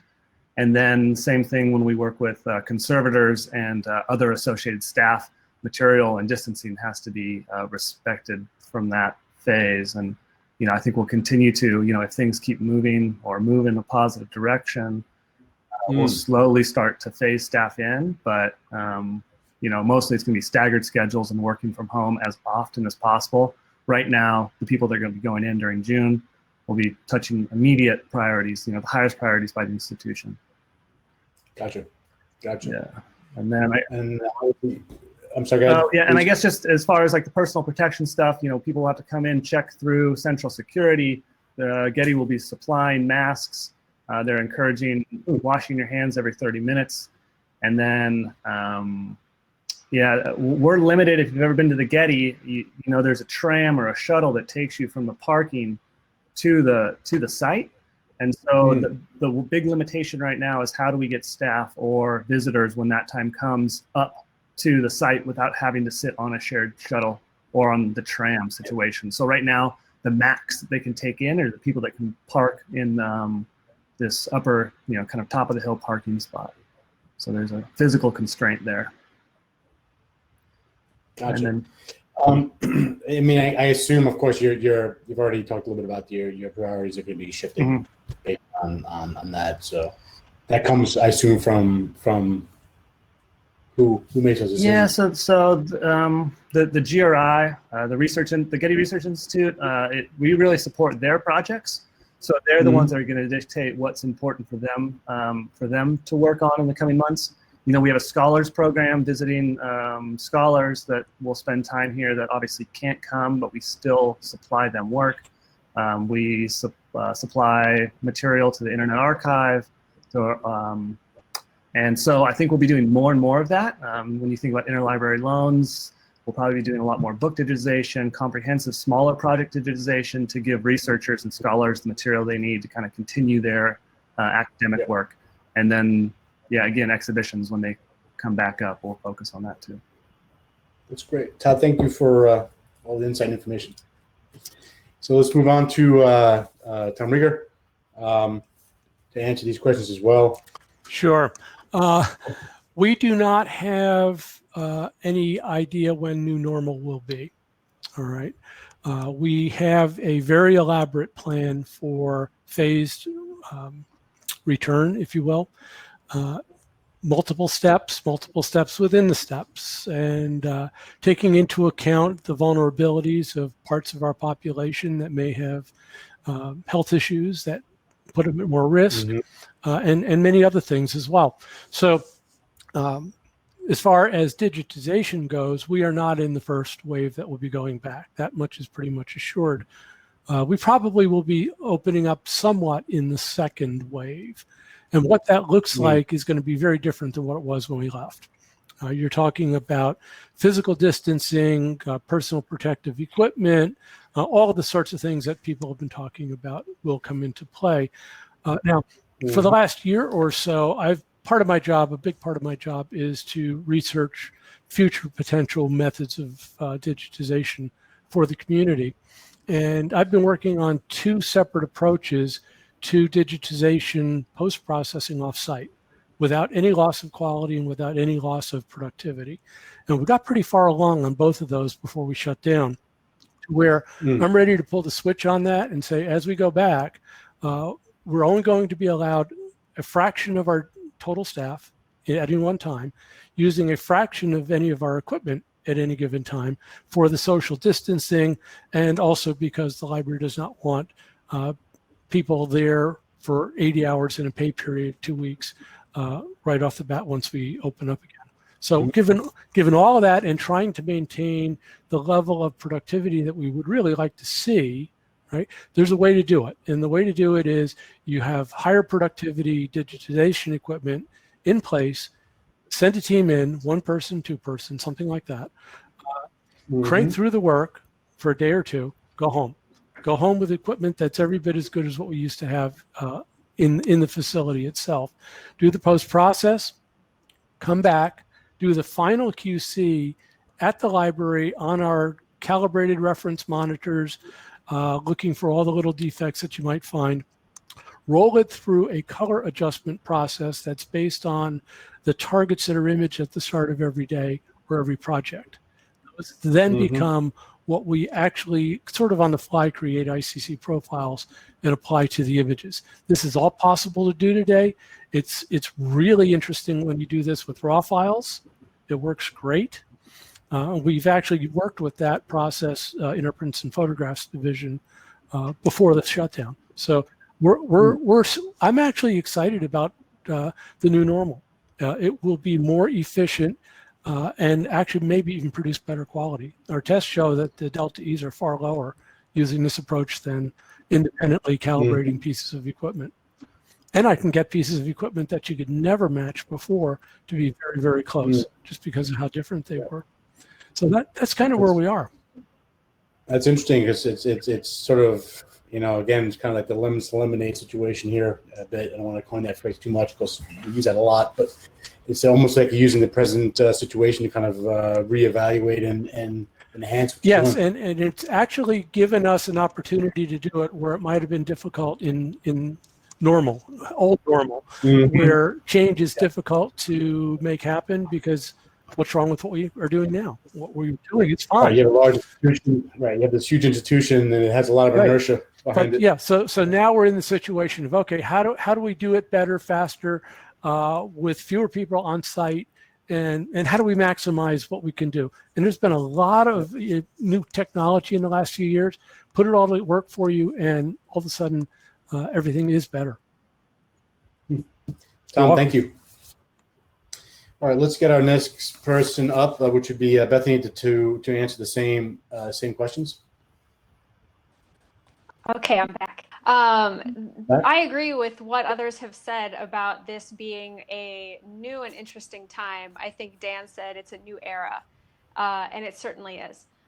Everything that I have been following from infectious disease experts and epidemiologists, like, this isn't going away anytime soon. And so the sort of changes to the way that we work and how we measure productivity are probably with us for the duration. I also think back to, you know, my Depression era grandfather washed Ziploc bags until the day that he died. And so people never unlive experiences like this. And so I imagine that workplace safety and human safety remains at the forefront of everyone's minds for a long time, even after, God willing, there's a vaccine for this. So we really are designing our workflows for the future, an extended future. We have no specific timeline for returning to our campus buildings at this time. The university has prioritized our biomedical research labs coming probably online first, with returning people to buildings in very limited ways. For digitization workflows specifically, we are fortunate, not fortunate. We have one camera that we use for basically all of the digitization work that we do. Thank you. And so it's a space, it's equipment that is highly shared. We have 3 operators who have always used a space on, you know, staggered shifts, usually 2 people using that space and equipment in one day. So that is completely not workable in a pandemic situation. I am envisioning workflows that look something like a Tuesday through Friday on-site work week for one person being in the space. That sort of builds in a Saturday, Sunday, Monday quarantine period for materials that were handled in the previous week, either by conservators or special collections staff paging those materials for us. So then a person working on site Tuesday through Friday, they photograph as much as they can, much like we did before the pandemic really started to affect us in March, with the idea that that person, after doing their 4 days in the building, they will work from home for the next 2 to 3 weeks. And then we have other operators that follow suit, and those spaces can be cleaned by our facility staff in between people being in those spaces. I've put a lot of emphasis on this like 2 to 3 week work from home period in between any sort of on-site work, because sadly, like, the virus is coming, and it's really only a matter of time before people that work close with us get sick. And so if someone on my team were to get sick, I want them to be able to identify exactly when they were last in the building and with whom they may have crossed paths, so that we can effectively do contact tracing within our own staff to try to keep people as safe as absolutely possible. So based on all that, do you see any real strategic change in priorities? Yeah, absolutely. I mean, I think it's responding to the needs of the university and our students and faculty. You know, we have projects that we will probably prioritize. I think it was Michael that said projects with quick turnaround, you know, getting content online. We are already working with special collections staff to identify collections that are heavily used in the reading room, but maybe have never been sexy enough to make it to a digitization project proposal. You know, it's the stuff like records of the university that, you know, no one loves, but people love to do research in those things. So we're going to be digitizing that for the foreseeable future. Bethany, thank you. Thank you. Hannah, can you answer these questions about looking forward and what you folks are doing? Yeah, of course.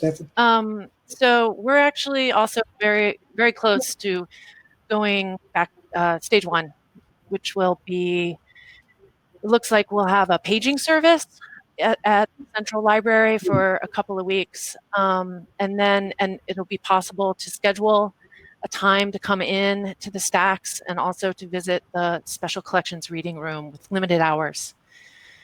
Shortly after that, we will move into stage 2, and where branch libraries will open and reduce staffing levels on site with obviously many precautions in place. We've put up sneeze guards where at the desks where people you know, go through the turnstile and check out books, that sort of thing. I expect that will go through at least the summer. And I do think that digitization will start at some point during stage 2, and I don't know exactly when yet. Yeah, go ahead. Do you mind ask a question? Are you very much tethered in terms of your phasing to the local government policies? Absolutely. Yeah, absolutely. There's a great team working on it, and we're always working under the county guidelines primarily. Yep. Gotcha. Yep. Gotcha. So in terms of changes to our workflow, very similar again to what Bethany has said and others. We're still working out the details, but and we need to do an analysis of the airflow and purification in our circulation and the need for purification in our main lab. I suspect we will not have any more than one person in there and do shifts not unlike what Bethany described. But it could be that they vary from project to project, including things we are already sort of committed to. So we're just going to have to be flexible and sort of figure this out. I will say that we have a mask making project across the library right now. So I just got my package of sewing materials sent from the library, and I've signed up to make 20 masks. Okay. So the library is going to send everybody 3 homemade masks for us to bring into work. Wow. Stanford has also put together an app that you'll have to log into every day if you're coming to campus and answer questions like, do you have a fever? Have you been in contact with somebody with COVID? Just to, you know, do reminders about these precautions, and and you'll have to have a show that you've taken that quiz and have a green pass to roam on campus. So, and in terms of protocols for materials handling, I've been talking with our preservation department, who's taken the lead on that, of course. We're actually less concerned about the virus spread by touching library materials, and she doesn't think that long-term or multiple days of quarantine is necessary. Our main concern is the handoffs of between people. So we're going to look for more efficient workflows and how to reduce those numbers of handoffs. So, yeah. Probably with 24 or 48 hours of quarantine between handoffs. And I think you talked about this before already, but if anything you can want to add about the strategies and priorities as you phase in reopening. Very similar to Bethany's new sort of priorities and strategies. One thing I will add is that we've talked to our Office of General Counsel to develop a framework that enables us to deliver online copies of copyright work using systems that comply with copyright law. So that's going to be an important piece of our being able to meet patron and researcher demand of copyrighted material, because it's really hampering us right now. I think when we do have available bandwidth beyond those top priorities, I'm hoping we'll just have a steady run of work on our rare books collection and the high demand archival collections. Yeah. Thank you, Hannah. Of course.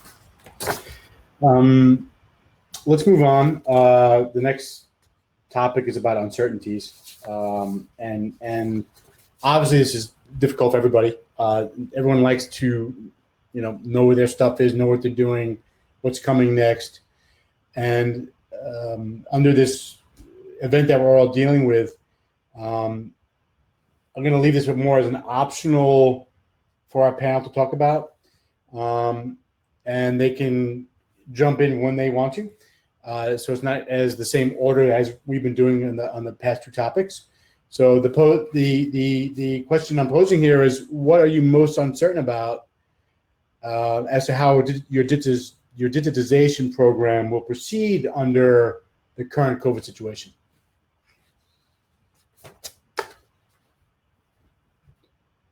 So I'm just going to leave this open for a couple seconds. So who wants to answer this question? What's the most uncertain thing here? Hey, Dan. Dan, I think you're on mute.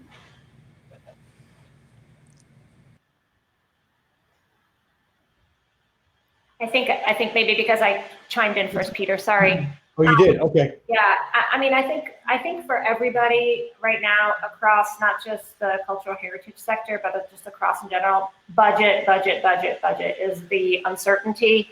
And our budgets, the new fiscal year starts July 1st. As I said, our museum has made a commitment to pay us through June 30th. And because we have such a symbiotic relationship with other departments, our budget may be fine, but if their budgets are slashed, then that obviously impacts projects like publications, exhibition photography, new acquisitions, all of those things. So it sort of thinking of the museum as a body, and we're a limb within that body. Obviously, if there's cuts to other areas, those are going to impact us as well. And obviously, at this point, nothing has been finalized, and we're sort of thinking about how we can best adjust if budgets are cut. How can we still be effective and still provide really great service, both to ourselves and also the community at large outside of the museum, which I think a lot of people are really hungry for a connection to the museum and are looking for digital assets as a way to kind of connect with that institution that they love. Thank you. Since I'm online here, like everybody, I'm sure we're concerned about the extent of the economic contraction. And those will affect budgets and our ability to maintain the same level of spending as before. But so really, you need to decide where we use our resources. And I hope this will bring us to more fully embrace our digital tools. Because it really felt like the last 10, 20 years have been sort of like the practice run for digital. And now we're really ready to move into a more mature phase where we don't just apply our digital tools to analog ways of thinking and workflows, but we really fully leverage automation and our APIs to be more effective at our core mission.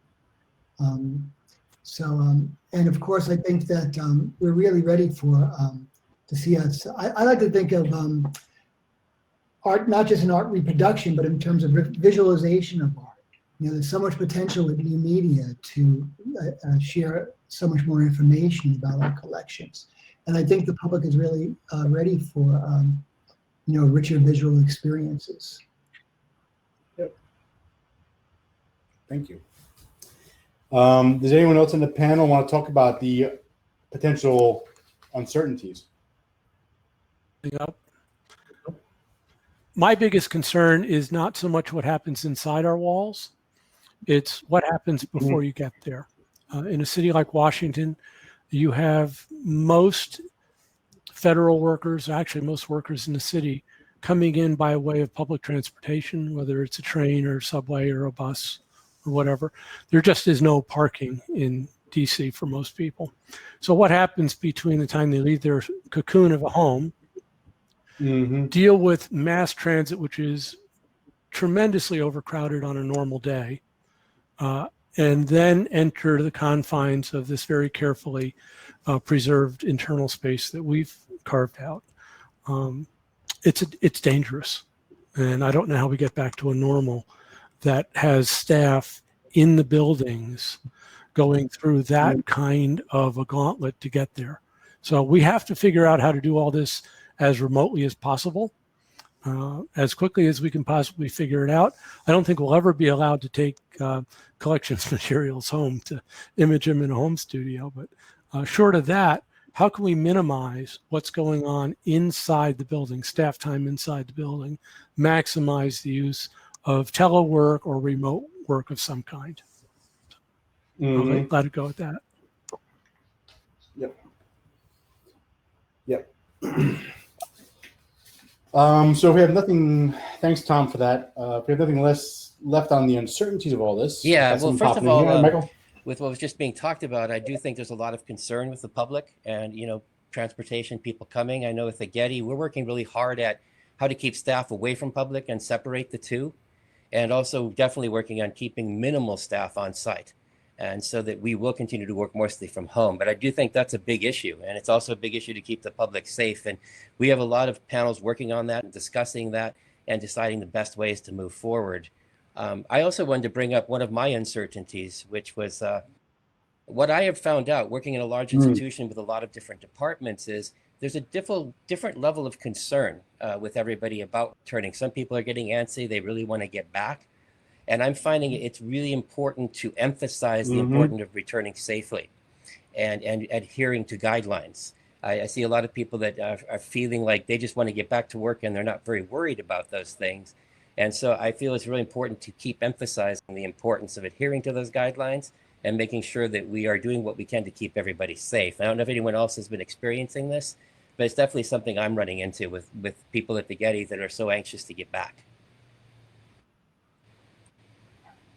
Yep. I mean, I know we have that at DT a little bit. We have that great fear of, we're in an urban environment, obviously Manhattan and LA, and the thought of having our staff, hop subways, light rails, and so forth is just a non-starter. Even though we're anxious to get back into the office. Hi, Hannah here. I just thought I both on my list of uncertainties, I have a long list, included the public transportation, as well as sort of staff anxiety, wherever they're at on that spectrum of anxiety, right? We definitely have photographers who just can't wait to get in and scan, and other members of staff who are really, really concerned that California is opening up too fast. And so as a manager, I'm struggling with how to balance all of this, knowing that, everybody's got their own story and their own situation, and how do we take that into account in all of this?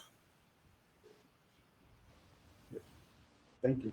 Yeah, I want to piggyback on what Hannah is saying, because yeah, it's not just working on site. It is everyone's path to get there, and whose path they cross in that process. And yeah, as a manager, I ask myself questions about, how likely do I want it to be that it was work / getting a paycheck was the reason someone got sick. And that thought weighs on me quite a bit. And so I also have staff on the other end of the spectrum that aren't so worried about this and want to get back to work. So I think about how our workflows need to look nothing like what they used to. As different as we can make things, it reminds people that things are different now. Any sort of attempt to regain the way that we used to work, we all sort of want to forget a little bit, right? We want life to be less stressful. We want to relax. We don't want to be stressed by going to the grocery store. But we need the reminder that things are not the same as they used to be. So everything that we do to change the way that we work means that we will be more successful. Mm-hmm. I mean, I think like all you, we and as a small business owner, we share a lot of similar concerns in regard to uncertainties. And one big one, of course, is this second phase / relapse that you hear about. If we don't do this right, it could just be the same thing over again, and that's the last thing we all want. So I know we're really, really behind schedule here, so let's move on to our. I'm sorry, did I miss someone on the uncertainty part? Todd, do you want to jump on this? I saw something there. Going once. Oh, here we go. Almost. Yeah, no, I don't have anything different than what other people have expressed. I wasn't planning on jumping on this one, but I got called out, so here I am. Yeah, I mean, same thing. It's a safety issue, and I'll back that up for everyone. I think the role as a leader or manager and trying to manage the expectations of an institution and what they want to do as a business is a tricky place to be in. You may have staff that want to rush in for whatever reason. People are worried about jobs and want security of working. And I think that is understandable, as it is to not want to come in and risk it. At least for the Getty, they've been very supportive in honoring that whichever way it goes. So none of our staff are being asked to go in if they don't feel comfortable in that phase, these early phases. So, but, yeah. So we're up to almost at the end of our panel discussion here. Our final thoughts. So I'm gonna actually answer this first before I answer the panel. I found the resources I found very helpful. Has been talking to colleagues like the panel about their experiences and what they're doing. That's been very enlightening. I personally find that it's hard to kind of navigate through the myriad of media to try to get a clear answer of what's going on. But I would want to post a panel.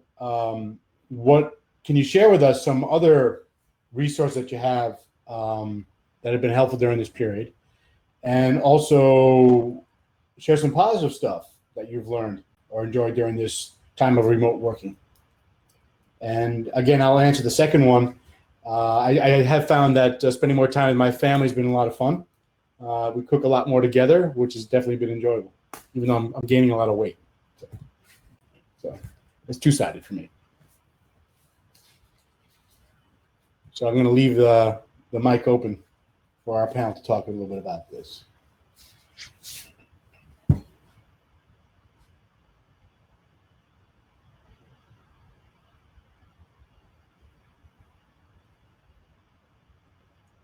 So here we go.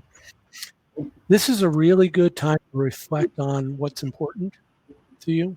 You mentioned that a little bit, but it's for all of us, and even in dealing with your staff, your skills as a leader get tested. Your skills in mentoring get tested. They're all frightened.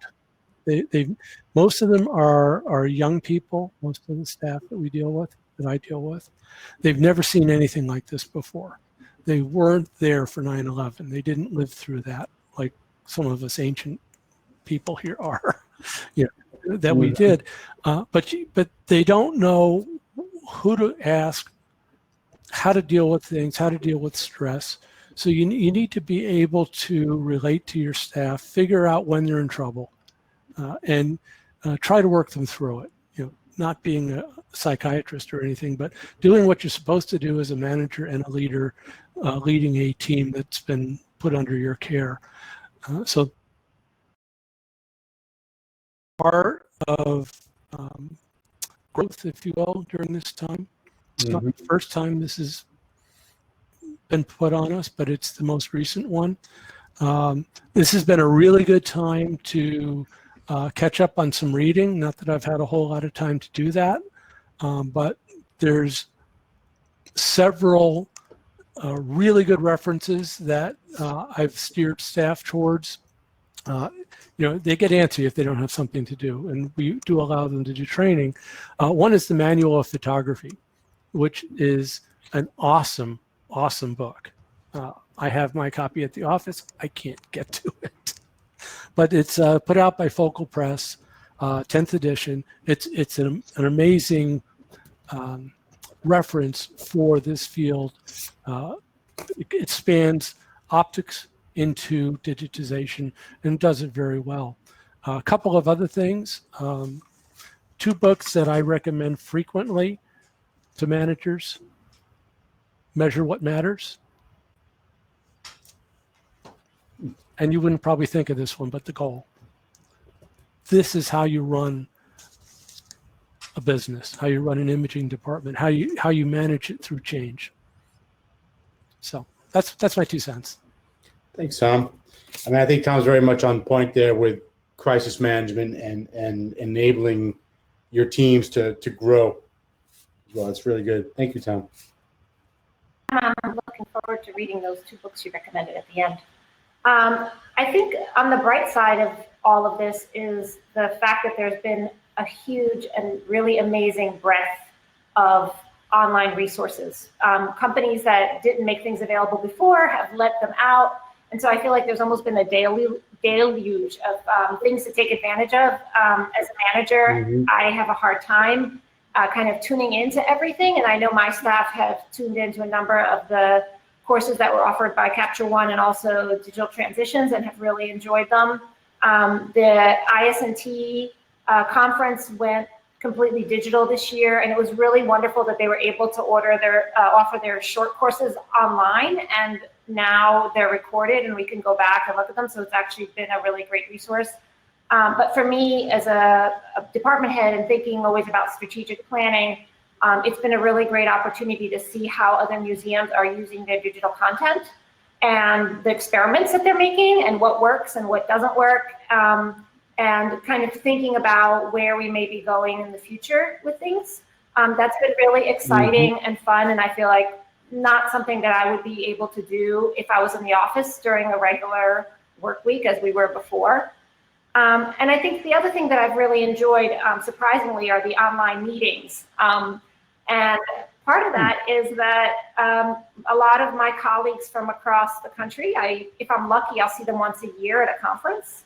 And here we've been able to do happy hours and have virtual meetings and discuss what's going on and exchange ideas. And people from Japan and Europe have actually joined these conversations. So not only have I been able to put faces to names that I knew, but then also meet a lot of really great new colleagues online. And so it's been very positive in that way. Thank you, Justina. So I guess we're going a little bit back to our original order. So Dan, if you want to contribute to your final thoughts on these things, that'd be great. Can I turn my mic on first? I agree with both Tom and Justina that there's a wealth of resources out there, and there's a willingness to share more content these days. And it is good to connect with people virtually who maybe you only before got to see once or twice a year at conferences and that kind of thing. But about this time, I think there's there's a certain simplicity about this moment that I'm really enjoying, being with my family and being home more and finding a kind of work-life balance.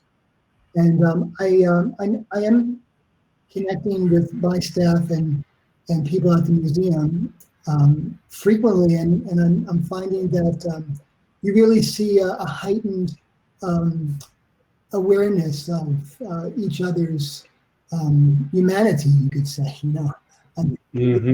Everybody's being extremely courteous, and I think it's a time when we really see what's important in life, and it's a real time for reflection. So I'm enjoying that. It's great. Thanks. So if anyone else wants to contribute, we can get Michael if he wants to, or you don't have to. It's optional. No, I'm here. Definitely, I agree with what everybody's been saying. There's a lot of great resources. It's great that everybody's meeting and getting together online. That's been awesome for everybody to do. I also agree with the fact that this has kind of allowed us to focus on a lot of important things. I really miss being at work and being in my office and seeing everybody, but I don't miss the commute. It's really nice actually having dinner with my family before 9 o'clock, and having more time together, and that's been really important for me. Being able to play board games and do things that we haven't been able to do for a long time. And I do think it's helped find more balance in life of kind of between work and home. And that's been really awesome. And I've also found that my conversations with work colleagues have been amazing, and everybody's shown incredible patience during this time and a lot of compassion for each other. And I think that's really awesome to see all of that compassion and everybody really caring about how everybody is doing. And so I think it has really brought out the best in a lot of people, and I think that's awesome to see. That's great. Thank you.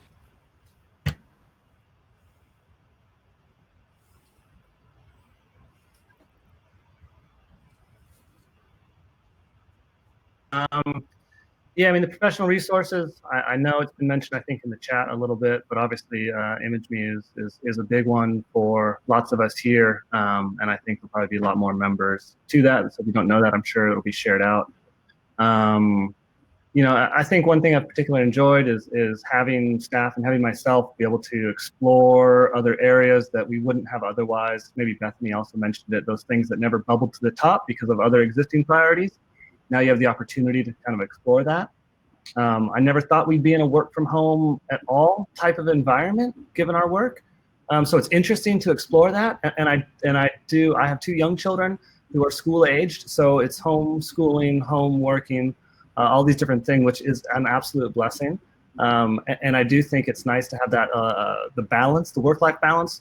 I also think it's a challenge on that front too, for people that do have younger children. Because you can't separate and do work and come back and do family. It's a bounce between the two, right? And, I don't know. Yeah, anyway, I don't want to not recognize the potential downsides of the work from home as well, and the work-life balance. Anyway, but it has been a pleasure to be with my family a lot. Just different. Right? Yeah. I like it too. Thank you. So I had sent a whole list of resources to Kate that she can share with folks in the chat or online. I'm endlessly fascinated by where people are going for help and self-care during this time.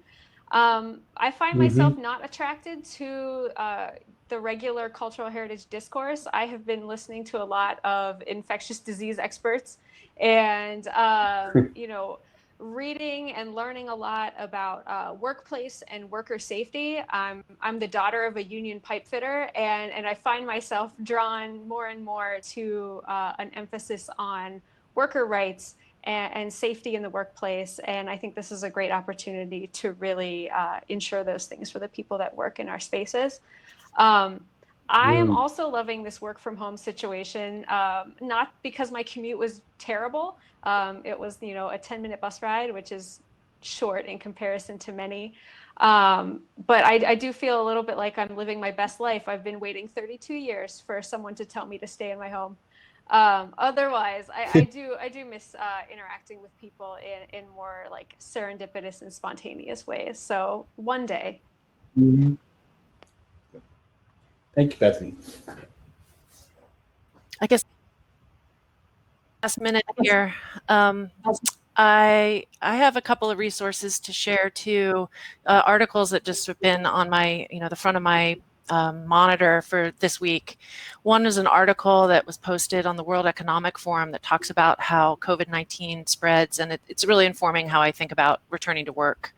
So I thought that would be worth sharing. And another thing that just popped up recently is a project called REALM. It stands for Reopening Archives, Libraries, and Museums. This is a partnership between OCLC, the library giant, the IMLS, and Battelle, which is an independent scientific R&D enterprise. And they're working together to study specifically the issues around reopening our LAM. So keep your eye. You might want to check that out and follow their findings.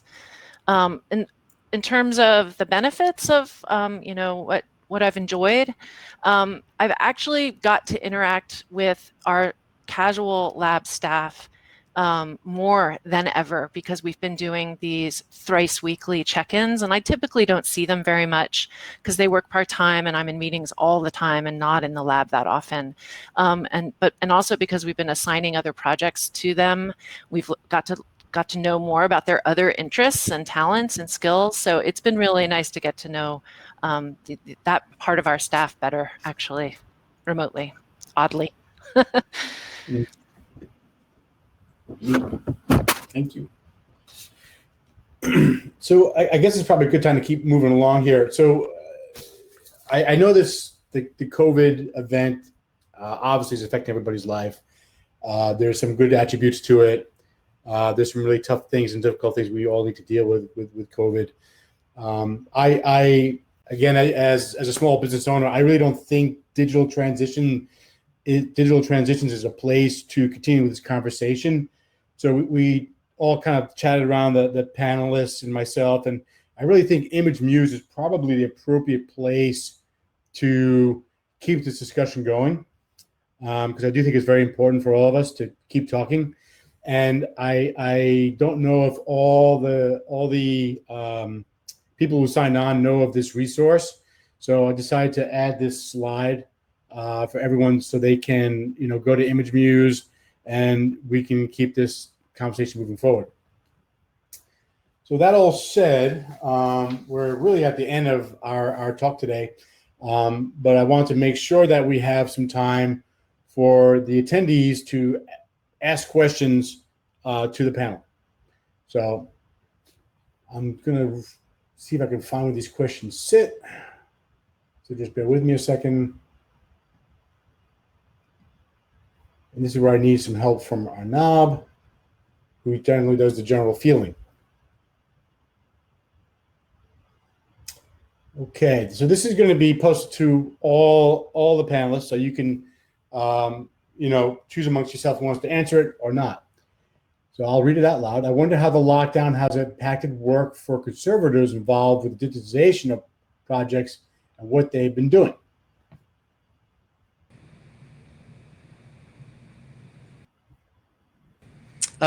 Basically, at the Getty, a lot of the conservators have been working on papers and catching up on a lot of work and cleaning house like a lot of us have been doing. And also they've been doing regular run-throughs in the galleries, actually checking the art, making sure everything's okay, and being on site, and also planning future projects. So we've been getting a lot of photo orders from them as soon as we're back on site to be working on projects. So that's what they've been doing, and they're actually the first wave. So they're all going back to work next week, and they're going to be working basically staggered shifts, caring for the collection. And I know we'll be getting more orders after that for more photography also. Thank you. I can just comment that we have two different teams of conservators, one dedicated for digitization and one for general conservation of collections. The digitization conservators are still participating in feasibility assessments that we do, but obviously they can't make comment on the condition of materials that they physically can't handle. But there's a lot of descriptive material that we have on all of this, so they can weigh in at least preliminarily on, is this something that's feasible to go one direction or the other. So with that, I'll.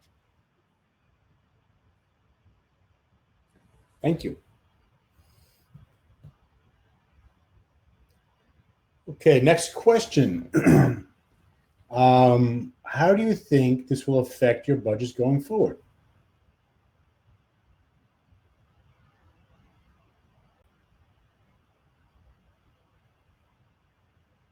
And did I make it we've first? just been given a very large increase in our budget to build a new scan center. The library recognizes how important this is to their future operations. So it's been keeping me awfully busy for the last few months, coordinating that construction and all the new equipment that's going into that. And I assume, of course, this is all because they expect more online access. Right, exactly. They recognize that the ability for patrons to receive our materials online is now more valuable than ever because they simply can't come. And online learning as well. Schools are closed. It's all remote learning, even in schools. So our educational people are working overtime trying to get materials together for educational purposes. So yeah. Makes sense. Yeah, I'm nodding along because this does highlight the importance of digital collections and digitization, but budget is a giant question. My budget depends on the university, and frankly, the university's budget depends in large part by students enrolling in courses and paying tuition. So, I mean, this is a huge situation that I don't know that we're going to have great answers about what the effects are. I heard an economist say on a webinar a couple of days ago that the world economy is losing $80 billion every day. And that is a mind-blowing number. Mm-hmm. Yeah, I would say the biggest thing for us is we have a budget for next year that's been approved, but what's happened is our focus has changed. That budget's going to really be about making us more mobile, making us able to work from home better, and making us more efficient. So it's really changed the way we're going to be looking at using the budget.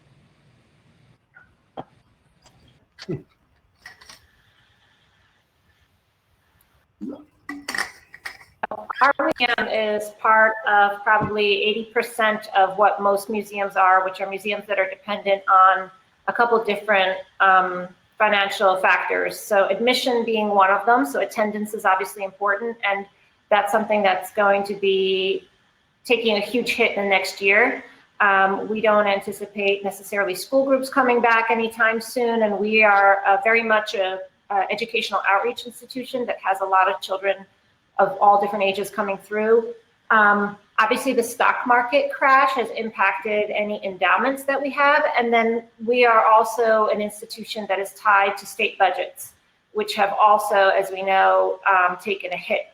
And so the very sort of reality of what's coming in the next year, I think is going to be pretty tough.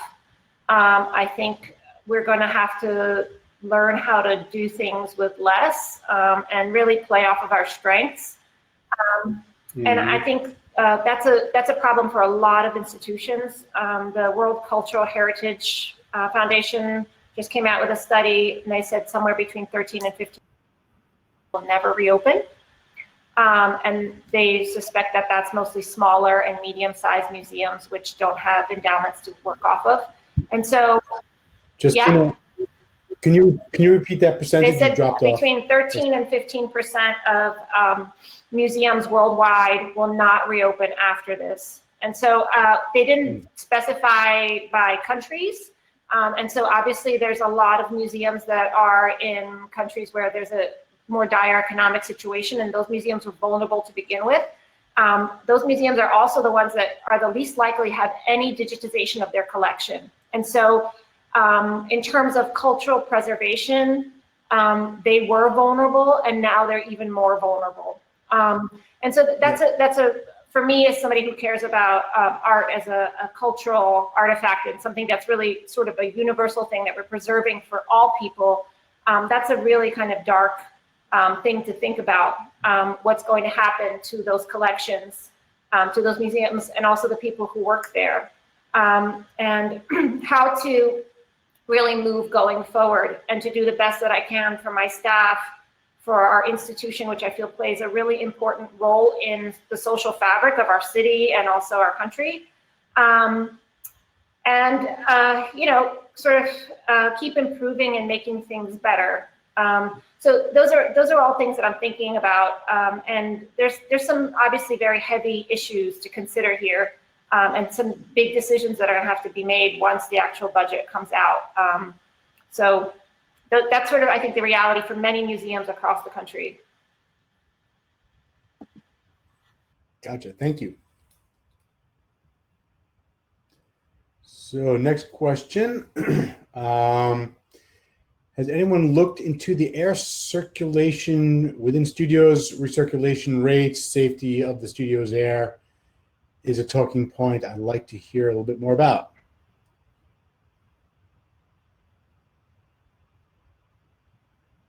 I imagine this could be an OSHA compliance, if there is a OSHA compliancy for air circulation. I know that we're looking at airflow through the building and installing HEPA filters and, you know, is it infrared or ultraviolet tools to help purify the air. But I've heard different things that, you know, whether it's speeding up the airflow might be better than actually limiting it. So I think there's still research to be investigated there. Mm-hmm. Thank you, Dan. Anyone else interested in answering about airflow?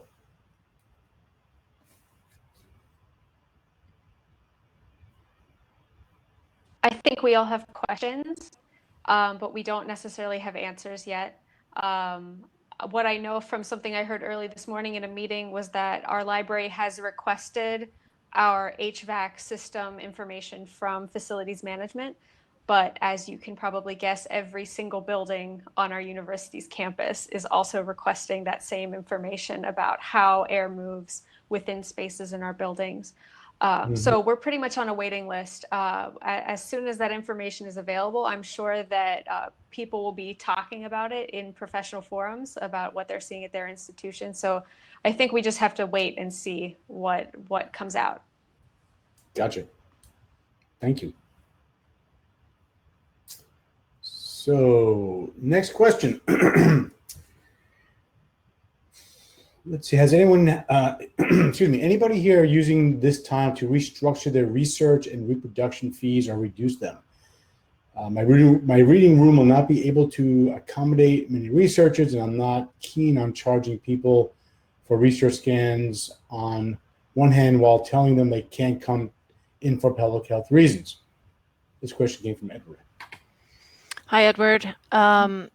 Yes, I am actually. We were already in the process of revisiting our price structure for a variety of reasons before all of this. And I have to wait and see what the budget looks like for our next fiscal year. But it strikes me that it's just really doesn't feel right to charge unless it meets a certain, amount of work or something. But, for an easy one-off, it's hard for me to want to charge. Gotcha. Yeah. Research too. From their perspective, yeah, we don't charge for services anymore for reproduction. We stopped doing that a little while ago. So if something comes through, let's say interlibrary loan, in this case, it's not being sent to your institution, we would digitize that and then make it available digitally. And thankfully, we're able to do that without monetization.